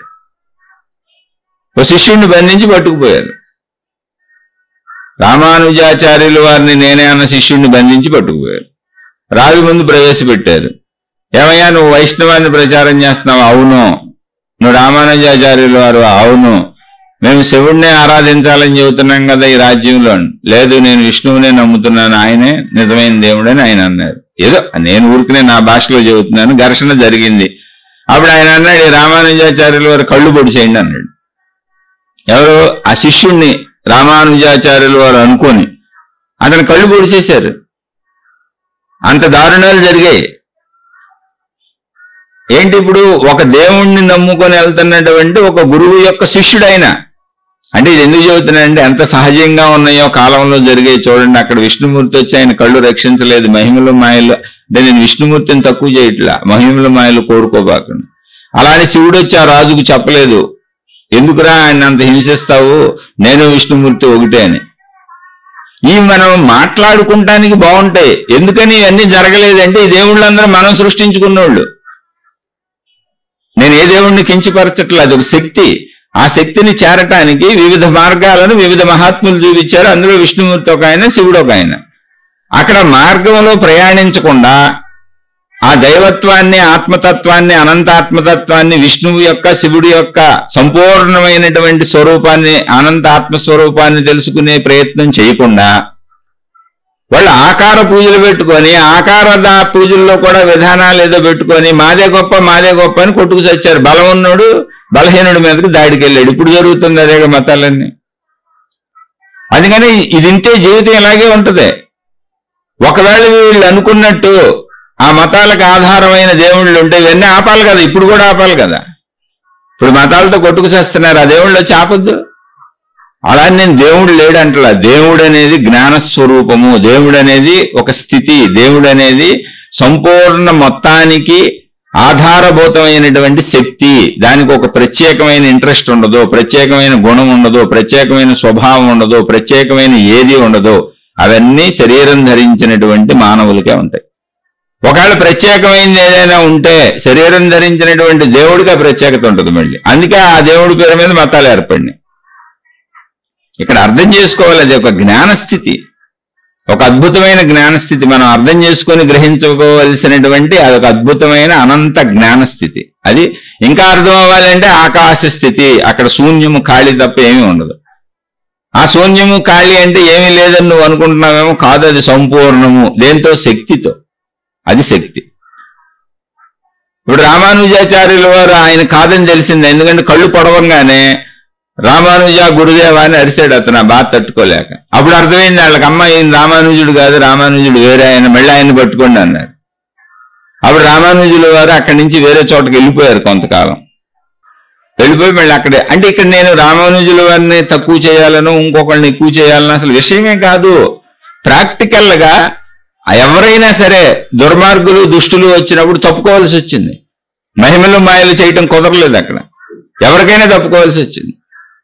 అలా బుద్ధ భగవానుడి మీద ఎన్నో జరిగినాయి. అయితే ఏంటి, బుద్ధ భగవానుడి మీద ఎన్నో జరిగినాయి, ఏమైనాయి అంటే అదృష్టవశాత్తు తప్పుకుపోయినాయి అంతే. విషాహారం పెట్టబోయారు, ఆయన తినలేదు, దాన్ని పక్కన పారేశారు.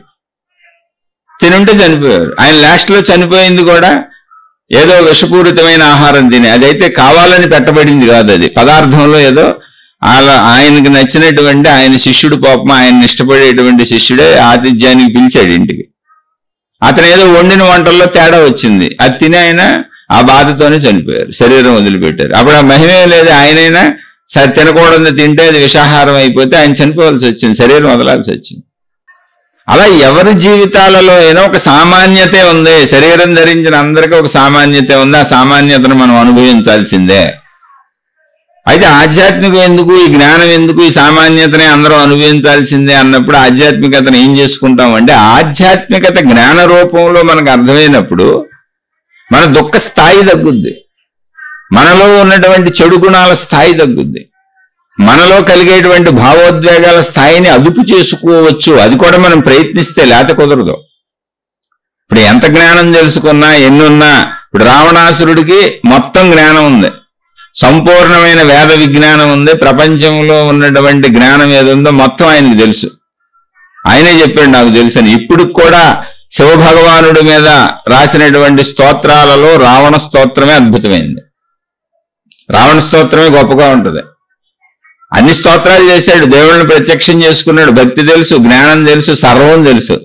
కానీ ఊరికినే తెలుసు అంతే. అందరి మీదకి వెళ్ళేవాడు, దండయాత్రలు చేసేవాడు, వాళ్ళని కొట్టేవాడు, వాళ్ళ డబ్బులు వజ్రాలు వైడూర్యాలు సంపదలన్నీ దోచుకొచ్చేవాడు, అలాగే స్త్రీలను ఎత్తుకుపోయేవాడు. వాడి కోరికలు ఉన్నాయి, అలాగే ఉన్నాయి. జ్ఞానం తెలిస్తే కోరికలు అదుపు అయిపోవాలని లేదు. జ్ఞానం తెలుసుకున్నాడు, జ్ఞానాన్ని ఉంచుకున్నాడు, కోరికలను ఉంచుకున్నాడు, అలా ఉంచుకున్నాడు. ఇక్కడ అలా కాదు, నువ్వు స్వప్రయత్నం చేస్తే మనమే ఉద్ధరించుకోవాలంటే అర్థం ఏంటంటే, రావణాసురుడులా జ్ఞానం తెలుసుకొని వృధా జ్ఞానంగా ఉంచుకోకూడదు. దేవుడు ప్రత్యక్షమే ఉపయోగం ఏంటి? అప్పుడు దాన్ని సద్బుద్ధిగా మలుచుకోవాలి. పరాయ వ్యక్తి భార్యను ఎత్తుకుపోకూడదు, పరాయ వ్యక్తి భార్యని అసలు కోరుకోకూడదు, పరపురుషుడిని కోరుకోకూడదు. ఎందుకంటే నా భర్త నా భార్య నేను సర్దుకొని జీవితం జీవించమనే గృహస్థ జీవితం.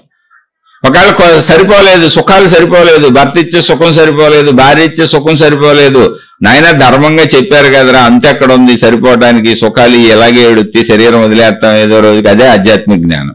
అందుకని కొంచెం వైరాగ్య భావం తెచ్చుకొని ఆ భార్యతో ఆ భర్తతో సరిపెట్టుకొని హ్యాపీగా బతుకు, లేకపోతే జీవితాలు పాడైపోతాయి. సరిపోలేదని ఈ భార్యలు వేరే వాళ్ళతో తప్పు చేసినా, సరిపోలేదని ఈ భర్తలు వేరే వాళ్ళతో తప్పులు చేసినా, వీళ్ళ కుటుంబం దెబ్బతింటది, వీళ్ళ పిల్లలు దెబ్బతింటారు, వీళ్ళ క్యారెక్టర్లు దెబ్బతింటాయి, అటు వీళ్ళు ఎవరితో సంబంధం పెట్టుకున్నారో వాళ్ళ జీవితాలు దెబ్బతింటాయి, మొత్తం అంతా అస్తవ్యస్తం అయిపోద్ది. దానికంటే బెటర్ కొంచెం నువ్వు సర్దుకోవటం. ఎందుకని సర్దుకోవటం? అసలు కోరిక అంతం లేదురా నాయన అని, అది అలా అడుగుతానే ఉంటది.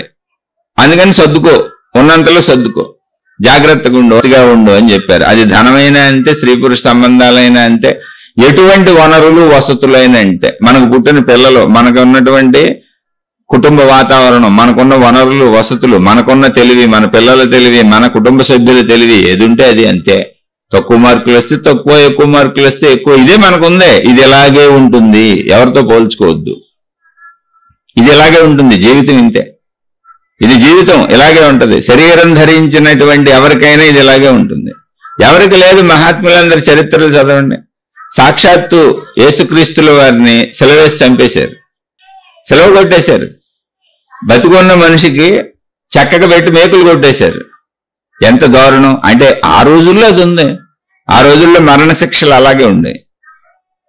మరి ఎలా తప్పించుకోవటం కుదిరింది? మళ్ళీ ఆయన ఎప్పుడో 3వ రోజు లేచి వచ్చారు, ఆయన దేవుడు, ప్రపంచం అంతా నమ్ముతుంది. ఈ విషయం పక్కన పెట్టేయండి. అందులో మీరు మహిమను చూడకుండా, మహిమ ఉంటే అసలు ఆయన సెలవు కొట్టకుండా చేసుకునేవాళ్ళుగా. అక్కడ మహిమలు చూపించలా అంటే నేను యేసుక్రీస్తుల వారిని తక్కువ చేయట్లే. అక్కడ ఆయన సామాన్యతను చూపించారు. శరీరం ధరిస్తే నాకైనా తప్పలేదు, బాధలు మీరెంత అని.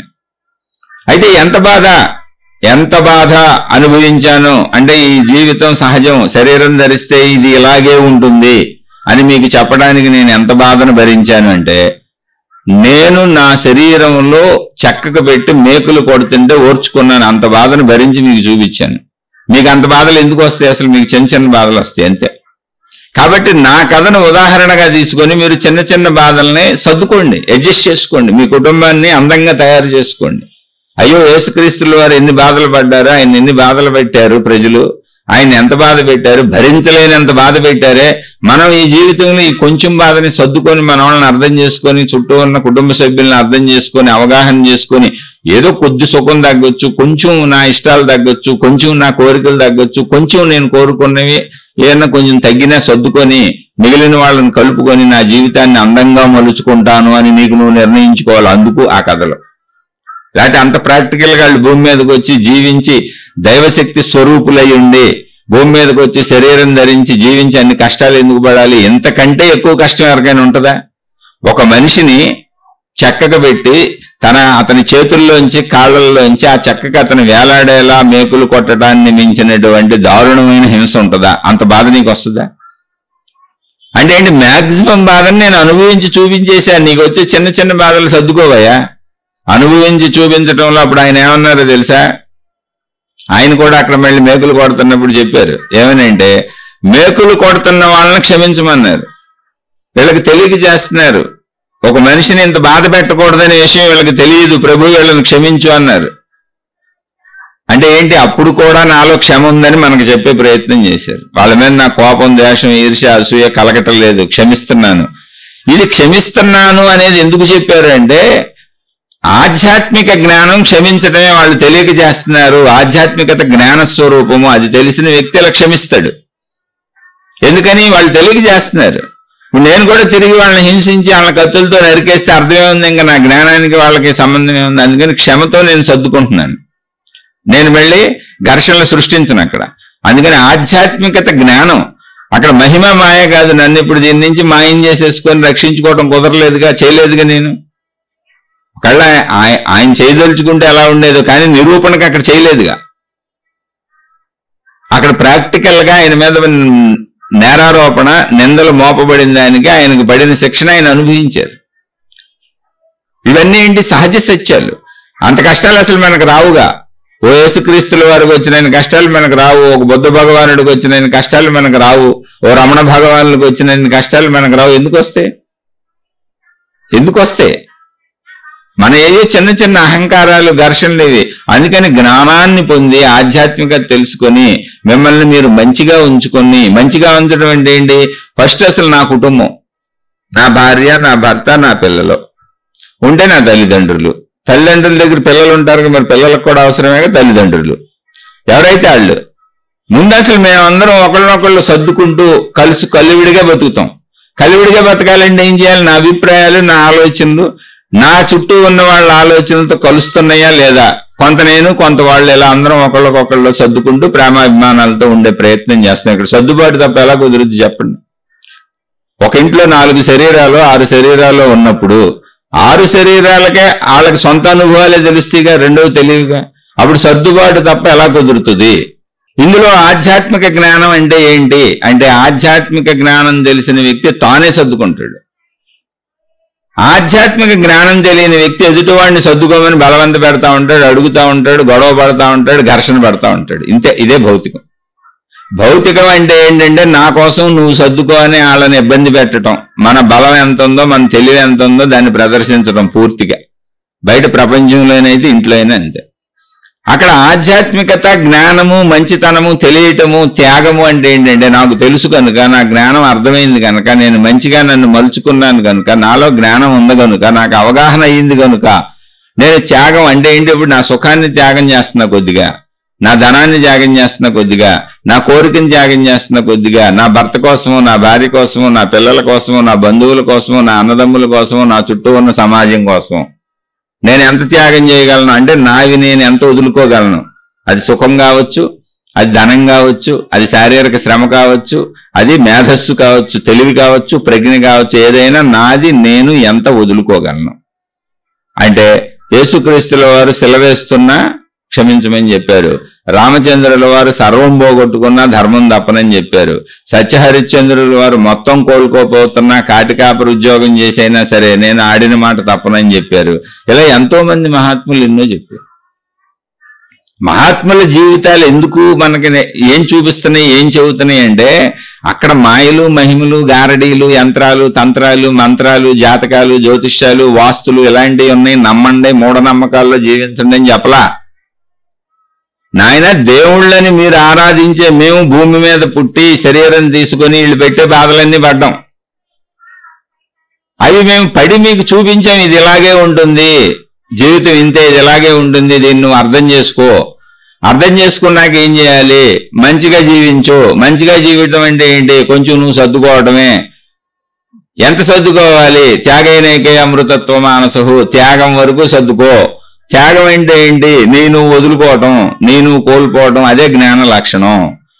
ఒక భార్య తాను ఎంత కోల్పోగలదో తనని, భర్తతో అంత గొడవ లేకుండా ఉంటుంది, పిల్లలతో అంత గొడవ లేకుండా ఉంటుంది, కుటుంబం అంత హాయిగా ఉంటుంది.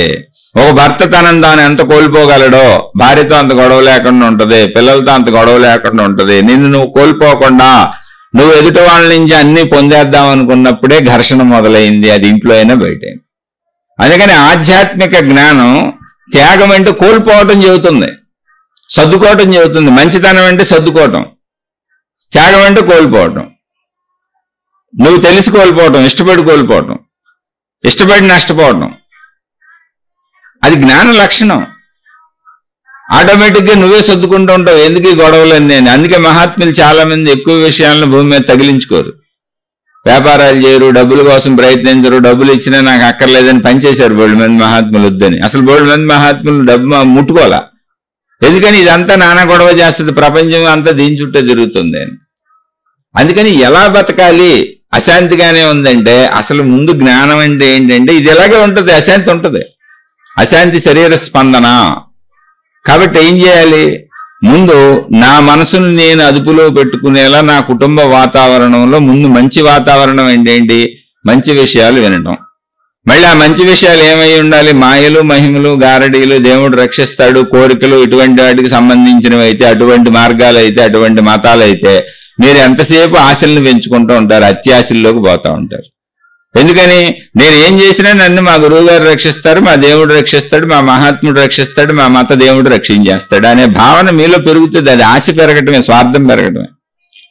నాయన రక్షణ కాదురా బాబు ఇక్కడ చెబుతుందే, దేవుడు జ్ఞానం, దైవ మార్గం జ్ఞానం. అది కేవలం మాటల రూపంలో, భాష రూపంలో చెప్పగలిగిందే తప్ప నీకు ఇవ్వగలిగింది ఏమీ లేదు అక్కడ. పైగా ఆ మతాలు, ఆ మార్గాలు, ఆ ప్రార్థనాలయాలు, ఆ గురువులు, ఆ మహాత్ములు, ఆ సాధువులు, వాళ్ళందరూ అసలు భూమి మీద నిలబడాలంటే నువ్వే వాళ్ళకి డబ్బులు ఇవ్వాలి. భిక్ష రూపంలో అన్నమన్నా ఇవ్వాలి. ఆ ప్రార్థనాలయాలు నిలబడాలంటే నువ్వు డబ్బులు ఇవ్వాలి. నువ్వు ఇస్తే వాళ్ళు పుచ్చుకొని జ్ఞానం చెబుతారు అంతే. నీకు వాళ్ళేమి ఇవ్వలేరు, కుదరదు, అసలు అది అసంభవం. నీకు ఇవ్వాలంటే మళ్ళీ వాళ్ళు వ్యాపారాలు చేయాలి. లేదంటే మహిమతో ఇస్తారు, మాయతో ఇస్తారు అంటే ఇక నీ అమాయకత్వానికి జోహార్లు, నీ జోలికి వచ్చే పనే లేదు. ఎంత చెప్పినా నాకు అదే అర్థమవుతుంది అంటే నీ జోలికి వచ్చేది లేదు. ఎందుకంటే మత గ్రంథాలన్నీ ఆ దేవుళ్ళందరూ అనుభవించి చూపించారు. ఆ ఉదాహరణలన్నీ చెబుతున్నా మీకు. శరీరం ధరించిన అందరూ సహజంగానే బతికారు. శంకరాచార్యుల వారిది ఇందాక చెబుతూ పక్కకొచ్చాను. స్త్రీ చెప్పింది నా భర్త ఓడిపోయినట్టు కాదు, నన్ను కూడా మీరు ఓడించాలి, కామశాస్త్రంలో మాట్లాడుకుందాం అని. అప్పుడు ఆయన అమ్మాయి శాస్త్రం నాకు తెలియదు అన్నారు. మరి తెలియనప్పుడు మీరు అన్ని గెలిచాను, నేను నాకు ఆత్మతత్వం తెలుసు, నేను ప్రపంచం అంతా గెలిచేసి అని వీళ్ళందరూ నా శిష్యులని అలా చెబుతారు. మా ఆయన వరకు ఓడిపోలేదు, మీరు ఇక్కడ గెలవలేదు, వెళ్ళి ఆ శాస్త్రం తెలుసుకురండి, అప్పుడు వాదిద్దాం. అయితే నాకు కొంత సమయం కావాలమ్మా అన్నారు. తప్పకుండా సమయం తీసుకో అన్నారు. ఇది కథ యథార్థమా కాదా ఇవన్నీ విషయాలు తీసుకోబాకండి, ఇందులో ఉన్న సత్యాన్ని గ్రహించండి. అప్పుడు శంకరాచార్యులు వారు తమ శిష్యులతో వెళ్ళి ఒక రాజు ఎవరో చనిపోతే ఆ రాజు శరీరంలోకి తన శరీరాన్ని వదిలి అందులోకి ప్రవేశించారట సూక్ష్మ శరీరంతో. ఇది మహిమే కదండి, ఇది మాయే కదండి, అక్కడ మహిమలు జరిగినాయి కదండి అని అడగబాకండి. మనకి చెప్పడానికి ఏర్పాటు చేయబడిన సత్యాన్ని మనకు తెలియచేయటానికి ఏర్పాటు చేయబడినటువంటి గాథది. అప్పుడు మనం అక్కడ లేము, అందులో మనం ప్రాక్టికాలిటీనే తీసుకోవాలి. ఆయన ఒకవేళ అది మహిమ, అక్కడ మహిమే చేయదలిస్తే రాజు శరీరంలోకి వెళ్ళటం ఎందుకు, ఆ అనుభవాలను కూడా మహిమతో తెలిసేసుకునేవాళ్ళుగా. కాబట్టి అక్కడ తర్కాలు వద్దు, విషయాన్ని తెలుసుకుందాం. మనం సహజంగా జీవించాలి. మహిమలు మనకి ఎక్కడ లేవు, ఉపయోగపడవు, మహిమలతో ఏమీ జరగదు. ఆయన రాజు శరీరంలోకి వెళ్ళి ప్రాణం పోయిన రాజు తిరిగి లేచాడు. లేచినప్పుడు ఆ శరీరంలో ఉందెవరు, శంకరాచార్యుల వారి ప్రాణశక్తి సూక్ష్మ శరీరంతో అందులోకి వెళ్ళారు. రాజు లేచాడు. అప్పుడు రాణులతో ఆయన జీవితాన్ని గడిపారు, అంటే శృంగారం చేశారు. వాళ్ళతో రాణులతో స్త్రీలతో గడిపారు. గడిపితే ఒక పురుషుడు స్త్రీలతో ఎలాగో గడిపితే ఎలా ఉంటుందో కామశాస్త్రం మొత్తం తెలుసుకున్నారు. మొత్తం అంతా ఆయన తెలుసుకున్నారు. తెలుసుకొని ఆ శరీరంలోంచి ఆయన బయటకు వచ్చేయాలి. ఆయన చెప్పిన టైంకి రాలా, ఎందుకంటే ఇంద్రియ అనుభూతులు అలా ఆయన అందులో ఉంచేసినాయి. అప్పుడు ఆయన శిష్యులు వెళ్ళి, అయ్యా గురువు గారు, మీరు ఇలా ఈ శరీరంలోకి వచ్చారు, మీరు బయటకు వచ్చేయాలి, రండి అక్కడ మీ శరీరం ఉందని మళ్ళీ వాళ్ళ శిష్యులు వెళ్ళి చెబితే అప్పుడు ఆయన బయటకు వచ్చారు. అంటే శరీరం ధరించినప్పుడు అనుభవిస్తున్నటువంటి ఇంద్రియాలు ఆయన్ని కూడా అందులో ఉంచేసినాయి అని కథ చెప్పారు మనకి. ఆయన నేను కించపరచట్లా, కథలో ఆ విషయం అర్థం చేసుకోండి అని చెబుతున్నా. ఆయన కూడా ఇంద్రియానుభూతుల్లో ఉండిపోయారంటే శరీరం యొక్క ఇంద్రియానుభూతుల యొక్క సహజత్వము, దాని బలము తెలుసుకోండి. అవి సహజంగా అలాగే పనిచేస్తాయి. అక్కడ మనం జ్ఞానంతో దాన్ని ధర్మంగా ఉపయోగించుకోవాలి అంతే. అది సహజంగా పనిచేసే తీరు అలాగే ఉంటుంది. జ్ఞానపరంగా ధర్మంగా వాడుకోవాలి మనం మన శక్తిని. అప్పుడు మళ్ళీ శిష్యులు వచ్చి పిలుచుకొస్తే ఆయన మళ్ళీ ఆ రాజు శరీరంలోంచి బయటకు వచ్చి మళ్ళీ ఆవిడతో ఆ శాస్త్రపరంగా కూడా మాట్లాడి ఆత్మజ్ఞానాన్ని ధృవీకరించారు, ఇదే సత్యమని నిరూపించారు అనేటువంటిది గాథ. ఈ గాథలో అంతా ప్రాక్టికాలిటీనే ఉంది. మహిమ లేదు చూడండి. లేకపోతే మహిమ ఉండే ఆవిడ కామశాస్త్రం అని అడిగినప్పుడు ఆయన నాకు అన్నీ తెలుసు, నేను జ్ఞాన సంపన్నుణ్ణి నాని, ఆయన మహిమతోనే ఆ విషయాలన్నీ వాదించేసేవాళ్ళు కదా. ఓ రాజు శరీరంలోకి వెళ్ళారు, ఎన్ని రాయటం ఎందుకు, శరీర ధర్మాలు ఇలాగే ఉంటాయి అనే విషయం మనకు తెలియటానికి.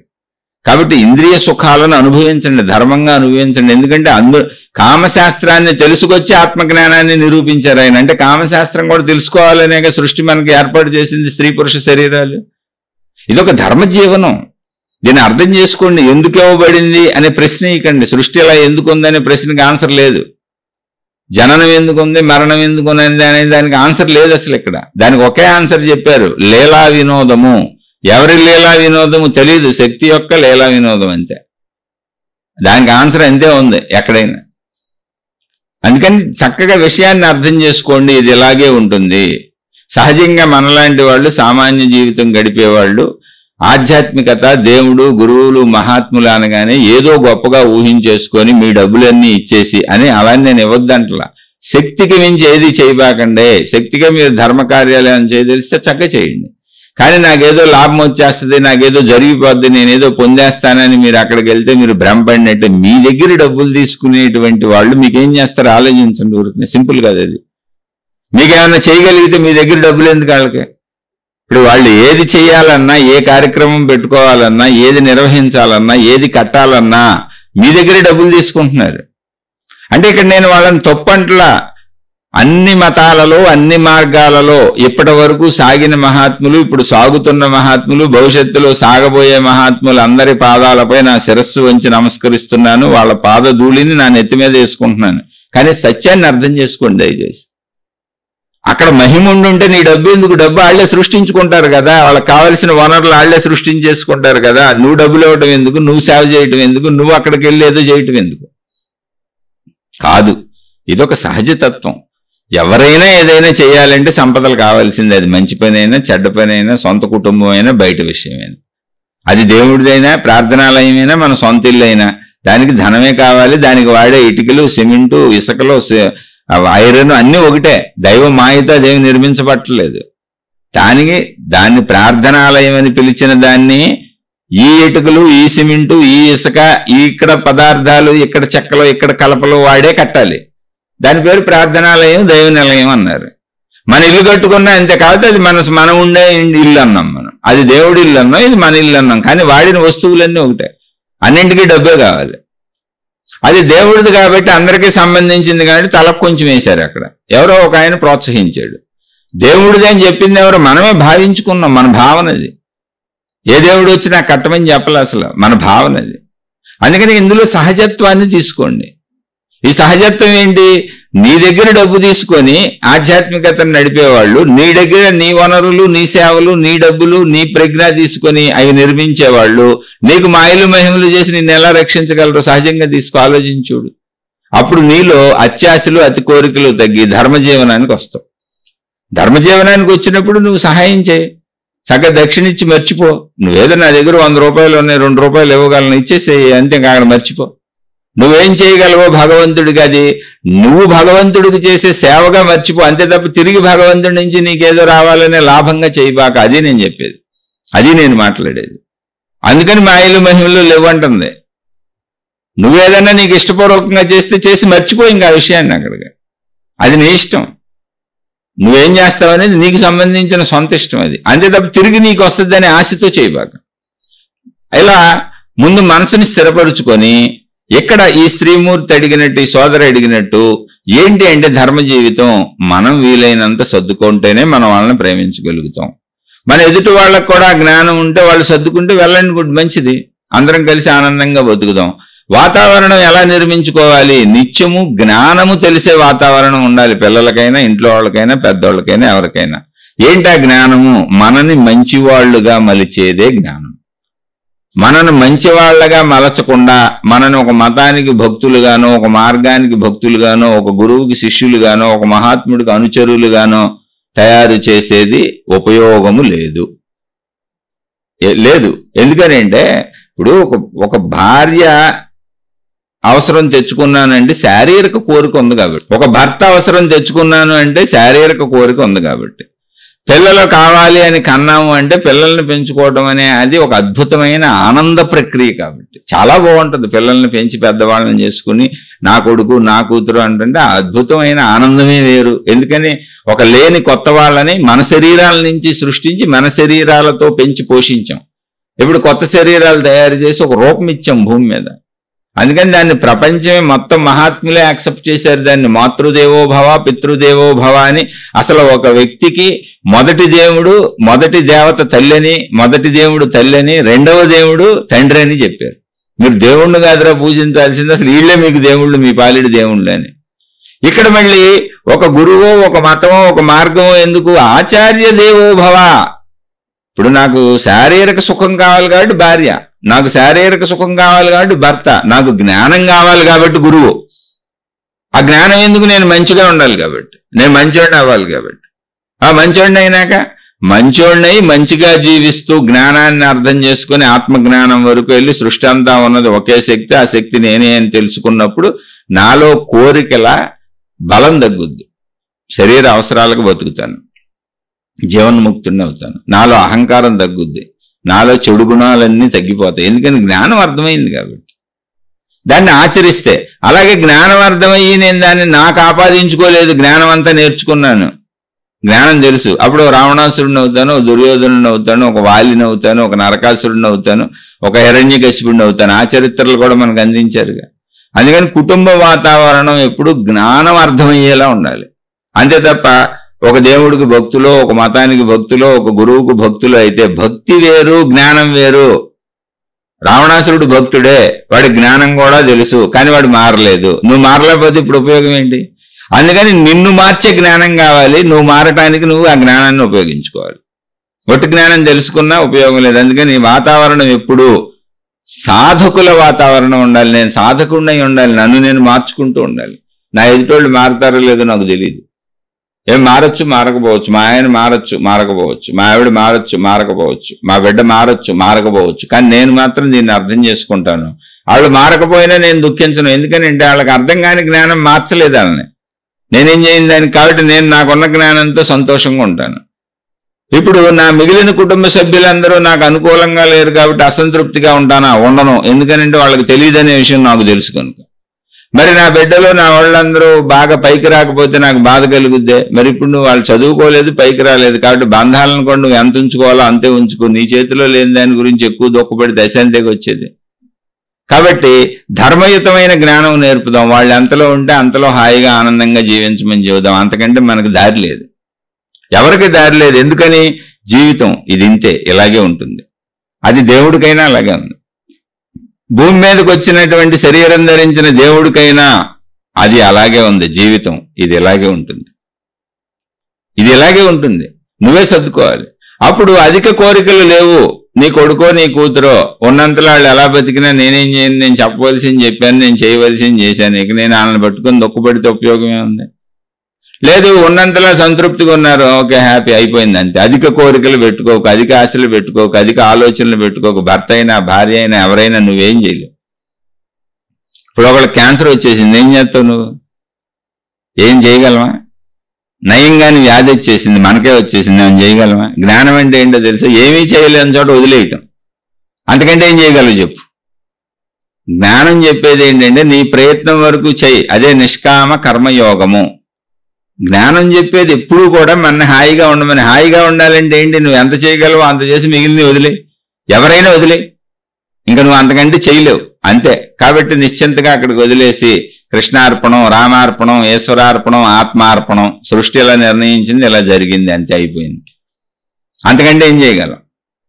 అలా ఉండాలంటే ఎప్పుడు జ్ఞానాన్ని వింటా ఉండాలి. ఎందుకంటే జ్ఞానంలో కోరిక కంటే ఎక్కువ వైరాగ్యం ఉంటుంది. వైరాగ్యము అంటే ఏంటి? విరాగము అంటే, రాగము అంటే అటాచ్మెంట్, కోరిక. రాగం ఉన్న చోట కోరిక పెరుగుద్ది, అటాచ్మెంట్ ఉంది, బంధం ఉంది. బంధాలు వద్దా? బంధం లేకపోతే ఏం జీవితం అండి? అదవ జీవితం. ఒక భార్య ఒక భర్త చక్కగా కలిసిమెలిసి కాపురం చేసుకుంటా, ఆ సుఖాలు అనుభవిస్తా, ఒకళ్ళకొకళ్ళు స్నేహితుల్లాగా ఉంటా, ఒకళ్ళకొకళ్ళు సర్దుకుంటా, ఒకళ్ళ కోసం ఒకళ్ళు బతుకుతా ఉంటే స్వర్గమే కదండి ఇల్లు. అలాగే ఆ పిల్లల్ని పెంచుకుంటా, మన పిల్లలని చక్కగా ఎంతలో ఉంటే అంత ఇతరులతో పోల్చుకోకుండా, నా పిల్లలు నా బిడ్డలు నాకు ఉన్నదాంతో హాయిగా ఉన్నాను, ఇదిగో ఏదో చేసుకున్నాం, సంపాదించుకున్నాం, ఉంటున్నాం అంతే. మా వాడు ఏదో కలెక్టర్ అయిపోవాలి, మా వాడు ఏదో ఇప్పుడు ఈ దేశానికి ముఖ్యమంత్రి అయిపోవాలి, రాజ్యాలు పరిపాలించేయాలంటే అవుద్దా? ఎందుకంత ఊరికినేదో మా వాడు కూడా ఇంత అన్నం తిని నా 2 బట్టలు కట్టుకొని చాలు ఏదో చిన్న ఉద్యోగం హాయిగా అంటే ఎంత బాగుంటుందండి జీవితం. మీ నలుగురు హాయిగా ఉండండి, మీ పిల్లలు మీరు ఒకరికొకరు సర్దుకొని హాయిగా ఉండండి, ఎవరితో పోల్చుకోకండి, అతి కోరికలు కోరుకోకుండా. అప్పుడు బంధాలు అద్భుతం, బంధాలే స్వర్గం. బంధాలు లేని జీవితం నరకం అయిపోద్ది. ఎందుకని ఒక్కడో ఏం చేస్తావు? అనాథాశ్రమంకి వెళ్ళాలి, వృద్ధాశ్రమానికి వెళ్ళాలి చివరి దశలు, లేదా ఇప్పుడే అసలు జీవితం గడవదు. అలా ఒక్కళ్ళే ఉన్న మహాత్ములే అసలు భిక్షాటం చేసుకు బతికారు. భిక్షాటం అని పదం బరువుగా పెట్టాం కానీ ఒక్కసారి నీకు తెచ్చుకొని అది మనకు అప్లై చేసుకొని అడుక్కు తింటామని వాడు ఇంటింటికి వెళ్ళి అడుక్కు తింటే ఎట్టుంటుంది నీ జీవితం? అసలు ఆనందం ఉంటుందా నీకు? దానికంటే చక్కగా ఒక భార్య ఒక భర్త, కోరికలు తీరుతున్నాయి, శారీరక కోరికలు తీరుతున్నాయి, డబ్బు సంపాదించుకుంటున్నాం, ఉన్నంతలో తెచ్చుకుంటున్నాం, వండుకు తింటున్నాం, హాయిగా ఉంది. ఏదో మన తాహతలో అద్దిల్లో సొంత ఇల్లో చిన్న ఇంట్లో ఉంటున్నాం, ఎంత బాగుంది జీవితం. ఎవరి కోసం బతకాలి అంటే నా పిల్లలు ఉన్నారు, వాళ్ళని పెంచాలి, వాళ్ళని పెద్ద చేయాలి. జీవితానికి ఒక ఎయిమ్ ఉంది. నా పిల్లలు పెరుగుతుంటే వాళ్ళు బుడిబుడి అడుగులు వేస్తున్న కాడి నుంచి అలా పెరుగుతూ వాళ్ళ జీవితాలు పెరుగుతూ వాళ్ళు పెద్దోళ్ళే మళ్ళీ వాళ్ళు వివాహాలు చేసుకుని వాళ్ళకి పిల్లలు పుడితే ఆ మనవల్ని ఎత్తుకుంటే ఎంత బాగుంటుంది జీవితం. అక్కడికి అన్నీ చూశాను, ఇంకా అయిపోయింది. వృద్ధాప్యం వచ్చేసింది, సృష్టి తీసుకెళ్ళిపోద్ది. తీసుకెళ్ళిపో, చూసేసాను, అన్ని బాగున్నాయి, నా పిల్లల బాధ్యతలు కూడా అయిపోయినాయి, పెద్దోళ్ళు అయిపోయారు, హాయిగా వెళ్ళిపో. బంధాలలో ఎంత ఉండాలో తెలుసుకో. అయితే బంధాలను వదిలేస్తాను లేదా మొత్తం బంధాలనే పట్టుకుంటానంటే రెండు ఆధ్యాత్మికత కాదు. బంధాలతో ఉంటూ బంధాలకు చేయవలసినవన్నీ చేస్తూ నిష్కామ కర్మయోగము. ఆ బంధాలు తిరిగి నీతో ఎలా ఉంటాయో ఏమో చెప్పలేం. బాగుండొచ్చు, బాగుండకపోవచ్చు. బాగుంటే ఆనందించు, బాగుండకపోతే వాళ్ళకి తెలియదు కాబట్టి, వాళ్ళది అజ్ఞానం కాబట్టి, వాళ్ళకి అర్థం కావటం లేదని నువ్వు ఉన్నంతలో హాయిగా ఉంటావు. నేర్చుకో. వాళ్ళు నాతో బాగుండాలి అని గుళ్ళు చుట్టూ గోపురాల చుట్టూ తిరిగి ఎలైనా వాళ్ళని మార్చే దేవుడా, ఎలైనా వాళ్ళని మార్చేయండి గురువు గారు, ఎలైనా వాళ్ళకి ఏదో ఒకటి చేసేయండి, కాదు వాళ్ళంటే రక్షరేఖలు కడతాను, తాయెత్తులు కడతానని తిరక్కువ జరగదు. అక్కడికి సర్దుకోవటం, ఇంక వదిలేయటం ఆ విషయం. నిష్కామ కర్మయోగం అంటే అది. నీ ధర్మం నువ్వు చేసావు, నీ పట్ల ధర్మం చేస్తారా చేయరా, చేస్తే ఆనందించు, చేయకపోతే వదిలేసి శాంతంగా ఉండు. ఇక చేయరు దుర్మార్గులు అంతే అని సర్దుకో అంతే. దుర్మార్గులని కూడా అనుకోక్కర్లేదు, తెలియదు వాళ్ళకి, అజ్ఞానం అంతే. అలా మనం మంచిగా అన్ని సర్దుకుంటూ వెళ్తే వీలున్నంత వరకు అన్ని మంచిగానే ఉంటాయి. ఎందుకంటే జ్ఞానం ఎప్పుడూ కూడా శాంతిగా ఉంచుద్ది. జ్ఞానంలోనే వైరాగ్యం కలిసి ఉంటుంది. జ్ఞానంలో వైరాగ్యం కలిసి ఉండటం వల్ల ఏమవుద్ది, వైరాగ్యం ఎక్కడుందో అక్కడ కోరిక తక్కువ ఉంటుంది. కోరిక తక్కువ ఉంటేనే వైరాగ్యం వస్తుంది. వైరాగ్యం ఉంటేనే జ్ఞానం అర్థమైనట్లు లెక్క. వైరాగ్యం లేని జ్ఞానం రావణాసురుడి జ్ఞానం, వైరాగ్యం లేని జ్ఞానం దుర్యోధనుడి జ్ఞానం, వైరాగ్యం లేని జ్ఞానం హిరణ్యకశిపుడి జ్ఞానం. వీళ్ళందరూ తపస్సులు చేశారు. హిరణ్యకశిపుడు చేశాడు, భస్మాసురుడు చేశాడు, రావణాసురుడు చేశాడు. ఉపయోగం ఏముంది, ఆ దేవుళ్ళని ఎత్తునే చేయాడతామన్నారు వాళ్ళు. అంటే దేవుడిని ఎత్తునే చేయాడతాం ఏంటి, ఏముంది, ఇప్పుడు కూడా దేవుడి సొమ్ము తినేసి బతికేవాళ్ళు బోల్డు మంది ఉన్నారు. భయం లేదు, ఏమీ లేదు. దేవుడి పేరు మీద ఎంతైనా ఎన్నైనా చేయొచ్చు. ఇక్కడ దేవుడి పేరు మీద ప్రజల దగ్గర ఎంత ధనాన్ని అయినా తీసుకోవచ్చు. దేవుడి పేరు మీద ఎన్ని కీర్తి ప్రతిష్టలైనా సంపాదించుకోవచ్చు. దేవుడి పేరు మీద ఎన్నైనా అనుభవిస్తా బతకొచ్చు. అటువంటి రావణాసురుల్ని మనం ఏం చేస్తాం, అటువంటి భస్మాసురుల్ని మనం ఏం చేస్తాం, అటువంటి నరకాసురుల్ని మనం ఏం చేస్తాం, ఉన్నారు. చేయాల్సిన దేవుడే చేసుకుంటాడు. ఇదంతా మనకెందుకు. జ్ఞానం అంటే ఏంటంటే వైరాగ్యపూరితమైన జ్ఞానం. అంటే ఏంటి, బలవంతంగా లాక్కొని అనుభవించాల్సి వస్తే వద్దు, నాకు ధర్మంగా నాకు దక్కితే అనుభవిస్తాను, అంతే సింపుల్. అది భర్త అయినా ఇల్లు అయినా అంతే. వాతావరణం ఎలా పెట్టుకోవాలి ఇల్లు అంటే, ఎప్పుడూ జ్ఞానం నాకు అర్థమయ్యేలా ఉండాలి, జ్ఞానం నేను గ్రహించేలా ఉండాలి. వీలైతే ఆ జ్ఞానం ఇంట్లో వాళ్ళందరూ కూడా గ్రహించేలా చేయాలి. ఏం లేదండి, నేను ఎంత చెప్పినా మా అబ్బాయి వినడండి, మా ఆవిడ వినదండి, మా అమ్మాయి వినదండి, మా ఆయన వినడు అంటే, వినని వాళ్ళని మనం ఏం చేస్తాం, నువ్వు విని నువ్వు మారిపో. జ్ఞానంలో వైరాగ్యం ఉంది కాబట్టి, విరాగం ఉంది కాబట్టి, అక్కడ త్యాగం ఉంది కాబట్టి, నువ్వే చేయవలసిన ధర్మాలు చేసి నీకు కావలసిందేదో, నీకు అందిందేదో పొంది, ఇంతే నాకు జీవితంలో, ఇది ఇంతే జీవితం, ఇంతే, ఇది ఇలాగే ఉంటుంది, ఇదే నాకు ప్రాప్తించింది అని హాయిగా ఉండు. అలా అని దొరికితే ధర్మ సుఖాలు సమస్తము వైభవంగా అనుభవించు, స్వర్గ సుఖాలు అనుభవించు. ధర్మంగా అనుభవించి అన్ని సుఖాలు స్వర్గ సుఖాలు అనుభవించు ధర్మముగా. ధర్మంగా దొరకటం లేదు, అధర్మంగా అల్లాల్సి వచ్చింది. జ్ఞానంలో ఉన్న వైరాగ్యాన్ని వాడుకో, విరాగాన్ని వాడుకో, నిష్కామ కర్మయోగాన్ని తెచ్చుకో, హాయిగా ఉండటం నేర్చుకో, ప్రశాంతంగా ఉండు. ధర్మంగా అయితే స్వర్గ సుఖాలు అనుభవించు. అందుకని ఆధ్యాత్మికతలో రెండూ ఉన్నాయి.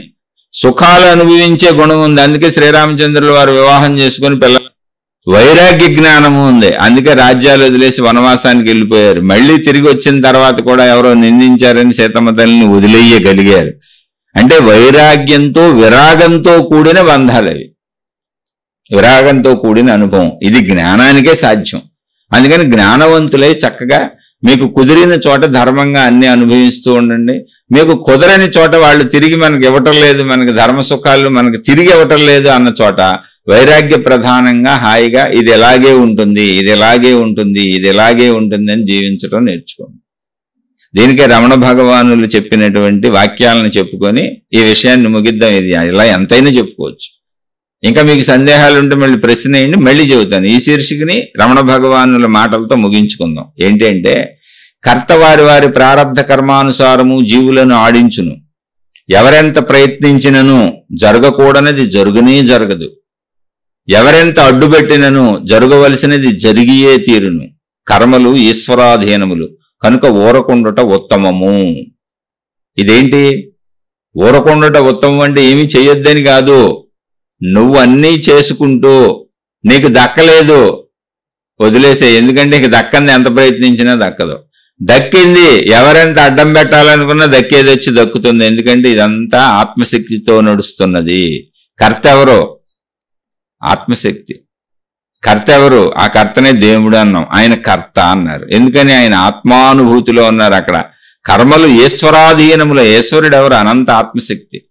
ఈశ్వరుడు అంటే మీరు ఆకారం ధరించినటువంటి ఈశ్వరుడిని తీసుకొని ఇంకో దేవుళ్ళతో విభేదించబాకండి. అందుకని చక్కగా అర్థం చేసుకోండి. మళ్ళీ మీకు అర్థం అవ్వలేదా, ఈ మధ్య మార్గం నేను చెప్పింది అర్థం అవ్వలేదా, ఈ అనుభవించటం అనుభవాలకి ధర్మ మార్గంలో అన్ని ఆనందంగా అనుభవించండి, సంసార జీవితాన్ని ఆనందంగా అనుభవించండి. చక్కగా హాయిగా మీ పిల్లలతో మీతో మీ కుటుంబాన్ని దేదీప్యమానంగా వెలిగింపజేసుకోండి, హాయిగా ఉండండి. ఎందుకంటే మీకు మీ కుటుంబ సభ్యులు తప్ప, మీరు మీ కుటుంబ సభ్యులకి తప్ప ఈ ప్రపంచంలో ఎవరు మీ గురించి పట్టించుకోరు. ఏ దేవుడు మీకోసం రాడు. ఇక్కడ భూమి మీదకి వచ్చిన ఏ దేవుడైనా, ఏ గురువైనా, ఇప్పుడున్న గురువులైనా, ఇప్పుడున్న మతాలైనా, ఇప్పుడున్న మత పెద్దలైనా ఎవరైనా మీకోసం వచ్చిన వాళ్ళు కాదు, మీకోసం బతికేవాళ్ళు అసలు కాదు. మీరు చూడండి, ఒక గురువుకి లక్షల మంది శిష్యులు ఉంటారు, వేల మంది శిష్యులు ఉంటారు, వేల మంది భక్తులు ఉంటారు. ఒక దేవుడికి వేల మంది, కోట్ల మంది భక్తులు ఉంటారు. ఒక మతానికి వేల కోట్ల మంది అనుయాయులు ఉంటారు. అంటే ఏంటి, వాళ్ళు వేల కోట్ల మంది కోసం వెళ్తున్నారు, మీకోసం కాదు.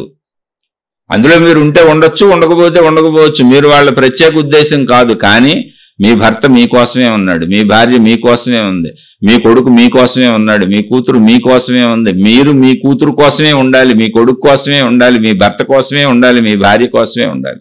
కుటుంబం మనం ఏర్పాటు చేసుకున్నది, మన కోసం ఉన్నవాళ్ళు, వాళ్ళ కోసం మనం ఉండాలి. ఇక్కడ దేవుడు లేకపోయినా ప్రాబ్లం లేదు, గురువు లేకపోయినా ప్రాబ్లం లేదు, మతం లేకపోయినా ప్రాబ్లం లేదు, మార్గం లేకపోయినా ప్రాబ్లం లేదు, అసలు జ్ఞానం లేకపోయినా ప్రాబ్లం లేదు.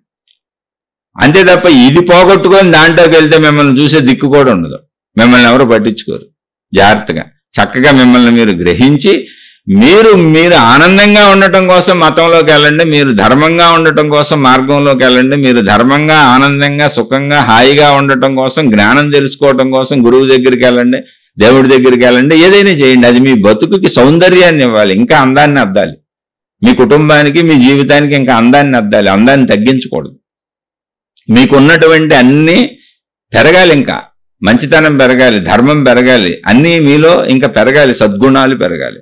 అలా పెరగటానికి దేవుడు, మతము, గురువు, మహాత్ములు ఎవరైనా. కానీ జీవిత పరంగా తీసుకుంటే మీ వాళ్లే మీకోసం ఉంటారు, మీ భర్త మీకోసం ఉంటాడు, మీ భార్య మీకోసం ఉంటుంది, మీ పిల్లలు మీకోసం ఉంటారు, వాళ్ళ కోసం మీరుంటారు. ఇది వాస్తవ సత్యము. వాస్తవ సత్యంలో జీవించండి. జీవితం ఇది ఇలాగే ఉంటుంది, ఇది ఇలాగే ఉంటుంది. శుభమస్తు. మీకు, మీ కుటుంబ సభ్యులకు మేలు చేకూరుగాక. మరలా మరొక కొత్త శీర్షికతో కలుసుకుందాం.